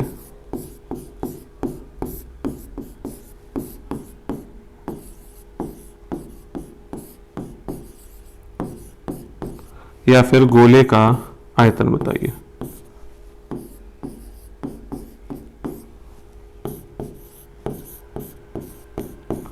ये आपसे गोले से रिलेटेड सवाल पूछे, फॉर्मूले जो हैं वो हैं गोले का आयतन बताना है। ठीक, आयतन या फिर वॉल्यूम। इतनी बात आई समझ में। देखिए अब अगर हम गोले की बात करें, अभी तक हमने जितनी आकृतियां देखी हैं उसमें एक चीज टॉप होती थी, मतलब एक तो चारों दीवारों का क्षेत्रफल निकालते थे, फिर टॉप का और बॉटम का। तो हम वक्र पृष्ठीय क्षेत्रफल की बात कर रहे थे, इसकी चारों दीवारें। अगर आप इसमें से कोई हमें गोले की चारों दीवारें बता सके तो हम उसके बहुत एहसानमंद होंगे। भैया चारों दीवारों का मतलब क्या हो गया, उसके इसमें गोले में कोई 4 दीवारें होंगी? आप कहेंगे जी बिल्कुल नहीं होंगी। इसको अगर आप कलर करना चाहोगे, हमने कहा इसकी चारों दीवारों को, तो आप क्या करोगे, पूरे के पूरे गोले को ही कलर कर दोगे। इतनी बात आई समझ में या नहीं? आप क्या करोगे, यहाँ पे पूरे के पूरे गोले को ही कलर कर दोगे। ठीक है, 4 दीवारी हमको नजर नहीं आएंगी, पूरा का पूरा गोला हमें नजर आएगा। क्लियर है इतना? तो गोले का वक्र पृष्ठीय क्षेत्रफल की अगर हम बात करते हैं तो जो गोले का वक्र पृष्ठीय क्षेत्रफल होता है वो कितना होता है जी, वो भी आपका 4 पाई आर स्क्वायर होता है। ठीक, अगर आपसे पूछे गोले का संपूर्ण पृष्ठीय क्षेत्रफल, फिर कहना जी 4 पाई आर स्क्वायर, कि हमको वक्र और संपूर्ण में कोई अंतर ही समझ नहीं आया। ठीक, अच्छा देखो कुछ लोगों को इस चीज में भी दिक्कत होती है। ये तो हमको बिल्कुल वृत्त नजर आ रहा है, तो जैसे अगर आप वृत्त आपकी एक 2D आकृति होती है और जो गोला होता है वो क्या होता है, आपकी एक 3D आकृति। जैसे आपने क्रिकेट बॉल देखी होगी, फुटबॉल देखी होगी, वॉलीबॉल देखी होगी, वो गोले के रूप की होती है। अगर आप चूड़ी की बात कर रहे हैं तो वो आपकी एक 2D आकृति हो जाएगी। ठीक है, वृत्त के आकार की हो जाएगी। तो ये चीज गोले का वक्र पृष्ठीय क्षेत्रफल, संपूर्ण पृष्ठीय क्षेत्रफल बात कर ली। अब गोले का पृष्ठीय क्षेत्रफल की अगर हम बात करें, केवल और केवल इतना ही कह दिया जाए कि पृष्ठीय क्षेत्रफल बताओ। भाई ये चीजें बस कुछ नहीं है, मैंने बस ऐसे ही लिखा था कि भाई आपके से कोई पूछ ले कि वक्र पृष्ठीय क्षेत्रफल, तो कंफ्यूज हो जाओ कि भैया वक्र पृष्ठीय क्षेत्रफल क्या होता है, संपूर्ण पृष्ठीय क्षेत्रफल क्या होता है, आपसे पूछा जाएगा। तो भाई इन सारे के सारे सवालों का एक ही जवाब 4 पाई आर स्क्वायर। ठीक है, गोले का आयतन अगर हमने बात की तो गोले का आयतन क्या हो जाएगा जी, 4/3 पाई आर का क्यूब। आप कहेंगे जी आपने आधार का क्षेत्रफल गुणा ऊंचाई वाला फॉर्मूला यहाँ क्यों नहीं लगाया? मैं आपसे कहूंगा जी मुझे इसका आधार बता दीजिए, मैं आपको क्या बता दूंगा, मैं आपको बता दूंगा कि आधार का क्षेत्रफल, इसका आधार हो जाएगा आधार का क्षेत्रफल, और इसकी ऊंचाई निकाल दोगे, वही इसका क्या हो जाएगा, आयतन हो जाएगा। इतनी बात आई समझ में? तो ये आपका गोले से रिलेटेड आपको केवल 2 चीजें याद रखनी है, एक 4 पाई आर स्क्वायर होगा और एक 4/3 पाई आर का क्यूब हो जाता है। अब हम पहुंच जाते हैं अर्धगोले पे। एक तरबूज आधा बिल्कुल गोल तरबूज हो जिसको हमने आधा काट दिया तो वो हमको कुछ इस तरह का नजर आएगा, तो ये आपका क्या है, ये आपका एक अर्धगोला या हेमीस्फेयर है। तो इसमें आपसे पूछा जाएगा जी वक्र पृष्ठीय क्षेत्रफल बताइए, अर्धगोले का वक्र पृष्ठीय क्षेत्रफल आपको बताना है। ठीक है, अर्धगोले का वक्र पृष्ठीय क्षेत्रफल आपको बताना है। तो अगर हमने बात की वक्र पृष्ठीय क्षेत्रफल की बात की, वक्र पृष्ठीय क्षेत्रफल आपका क्या हो जाएगा, CSA हो जाएगा। ठीक है, वक्र पृष्ठीय क्षेत्रफल की हम बात कर रहे हैं, तो वक्र पृष्ठीय क्षेत्रफल आपका CSA हो जाएगा। ठीक, वक्र पृष्ठीय क्षेत्रफल क्या हो जाएगा, वक्र पृष्ठीय क्षेत्रफल को अगर मैं चर्चा करें तो वक्र पृष्ठीय क्षेत्रफल इस चीज को, ठीक है, मैंने ये रेड कलर से जो चीज कर रहा हूं इसका एरिया निकालना है, यही आपका वक्र पृष्ठीय क्षेत्रफल होता है। जैसे अगर मैं इसको तरबूज के कलर में कर दूं, तरबूज की हमने चर्चा की थी, तो ये जो मैंने ग्रीन कलर का ये चीज की है, तो ये और रेड कलर से मैं इसके ऊपरी सिरे को कर दूं। अभी जो हमारा ग्रीन कलर से जो पार्ट है, आपको ये ग्रीन कलर की जो चीज दिख रही होगी, इसका क्षेत्रफल अगर आप निकालोगे तो वो वृत्त का वक्र पृष्ठीय क्षेत्र, अर्धवृत्त, ये अर्धगोले का वक्र पृष्ठीय क्षेत्रफल हो जाएगा। तो भाई ये गोले का वक्र पृष्ठीय क्षेत्रफल निकाल दो, गोले का वक्र पृष्ठीय क्षेत्रफल या संपूर्ण पृष्ठीय क्षेत्रफल क्या होता है, तो आप कहोगे जी 4πr², हमने कहा उसको 2 से भाग कर दो, आधा गोला काटा है तो आधे का ही तो क्षेत्रफल निकलवाओगे हमसे, तो आप कहोगे कि भाई ये जो आ जाएगा वो 2πr² आ जाएगा। ठीक है, अर्धगोले का वक्र पृष्ठीय क्षेत्रफल की बात कर ली। फिर हमने कहा अर्धगोले का संपूर्ण पृष्ठीय क्षेत्रफल भी बता दीजिए, अर्धगोले का संपूर्ण पृष्ठीय क्षेत्रफल भी बता दीजिए। तो हम कहेंगे अर्धगोले का संपूर्ण पृष्ठीय क्षेत्रफल, तो भैया संपूर्ण पृष्ठीय क्षेत्रफल क्या हो जाएगा भाई, इसका पहले तो आप एक बात बताओ, इसमें भी आप CSA जोड़ोगे। ठीक है, क्या करोगे भाई, CSA लिखोगे, CSA, एक तो CSA लिखोगे, प्लस आपको देखो अब इसमें क्या है, इसमें एक और सतह हमको मिल गई, इसमें एक ऊपरी सतह मिल जाएगी। जैसे तरबूज था, तरबूज के हमने वक्र पृष्ठीय क्षेत्रफल तो हमारा ये रहा ग्रीन वाला, इसमें रेड कलर की जो सतह आपको दिख रही होगी ये आपका टॉप एरिया रहेगा, और ये आपका कैसा होगा, एक वृत्त के आकार का होगा। ठीक है, तो उसका क्षेत्रफल आप इसमें जोड़ दोगे, क्लियर है इतना। तो आपका जो ये CSA प्लस ये वृत्त का क्षेत्रफल, तो आपका क्या हो जाएगा, CSA इसका क्या हो जाएगा, आप कहोगे जी 2πr², और ये जो वृत्त है, वृत्ताकार सतह है, ऊपरी जो सतह है जो रेड कलर की है, इसका क्षेत्रफल आपका कितना हो जाएगा जी, πr² हो जाएगा। तो आप यहाँ पे वो πr² जोड़ दोगे तो कितना हो जाएगा भाई, ये आपका जो एरिया हो जाएगा वो 3πr² हो जाएगा। इतनी बात आई समझ में। तो अर्धगोले का संपूर्ण पृष्ठीय क्षेत्रफल आपका कितना हो जाएगा, 3πr² हो जाएगा। अब अगर मैंने बात की अर्धगोले का संपूर्ण पृष्ठीय क्षेत्रफल भी निकाल लिया, अर्धगोले का आयतन बता दीजिए। मैंने कहा जी अर्धगोले का आयतन बता दीजिए, अर्धगोले का आयतन आपको बताना है। आयतन को क्या बोलते हैं जी, हम वॉल्यूम बोलते हैं। ठीक है, वॉल्यूम ऑफ हेमीस्फीयर, अर्धगोले का आयतन आपको निकालना है। तो अर्धगोले का आयतन कितना था, पूरे गोले का आयतन, तो आप कहोगे जी भी पूरे गोले का आयतन तो हमको पता है 4/3 πr का क्यूब था। तो हमने कहा भाई 2 से इसमें भाग क्यों नहीं कर दे, तो आप इसको क्या कर दो, 2 से भाग कर दो, तो आपका क्या हो जाएगा 2/3 πr का क्यूब हो जाएगा, और यही हो जाएगा आपके अर्धगोले का आयतन। ठीक है, तो हमने अभी जो पढ़ा, हमने सारी की सारी चीजें पढ़ ली। हमने घन पढ़ा, हमने घनाभ पढ़ा, हमने वेलन पढ़ा, हमने शंकु के फॉर्मूले देखे, हमने गोले और अर्धगोले के फॉर्मूलों को पढ़ा। हमने आपको समझाने की कोशिश की कि भाई इनके क्षेत्रफल और आयतन आप इस तरीके से निकाल सकते हो। ठीक है, एक और स्लाइड में लेता हूं, एक इसमें ऐड करता हूं, और फिर आपको एक चीज और समझाने की कोशिश करता हूं यूनिट से रिलेटेड। ठीक है, जो आपको काफी ज्यादा हेल्पफुल रहेंगी। जैसे आपसे कभी कभी पूछा जाए, मतलब क्षेत्रफल की अगर आप बात करोगे और एक आयतन, जब भी आप किसी भी आकृति का क्षेत्रफल निकालोगे, क्षेत्रफल का जो यूनिट आएगी वो आपकी सेंटीमीटर स्क्वायर हो जाएगी या मीटर स्क्वायर, या फिर जो भी आपका यहाँ पे सवाल में अगर जो भी दे रखा होगा, सेंटीमीटर देखा होगा सेंटीमीटर स्क्वायर, मीटर स्क्वायर दे रखा होगा तो मीटर स्क्वायर, या फिर हम कह सकते हैं कोई भी जो इकाई जो भी यूनिट दे रखी होगी उसी का आपको क्या कर देना है, वर्ग कर देना है, इकाई का वर्ग या फिर वर्ग इकाई। इस तरीके से भी ये चीजें लिखी होती हैं। क्लियर है इतना। और जो आयतन होता है, आयतन में 3 विमाओं की बात, मतलब आयतन में किसकी बात की जाती है, तीन चीजों की गुणा होती है। जैसे किसी का घनाभ का आयतन हो गया, तो घनाभ का आयतन कितना होता है जी, LVH होता है। लंबाई आपकी मान लीजिए ये मीटर में होगी कुछ ना कुछ, ये भी मीटर में होगी, चौड़ाई भी और ऊंचाई भी, तो आप कहोगे मीटर मीटर मीटर, ये क्या हो जाएगा, मीटर का क्यूब। मतलब किसी भी आकृति का, किसी भी शेप की अगर हम बात करें, उसका जो इसकी यूनिट आएगी निकल के, वो या तो मीटर क्यूब होगी या सेंटीमीटर गुणा सेंटीमीटर बराबर सेंटीमीटर का क्यूब हो जाएगा, ठीक है।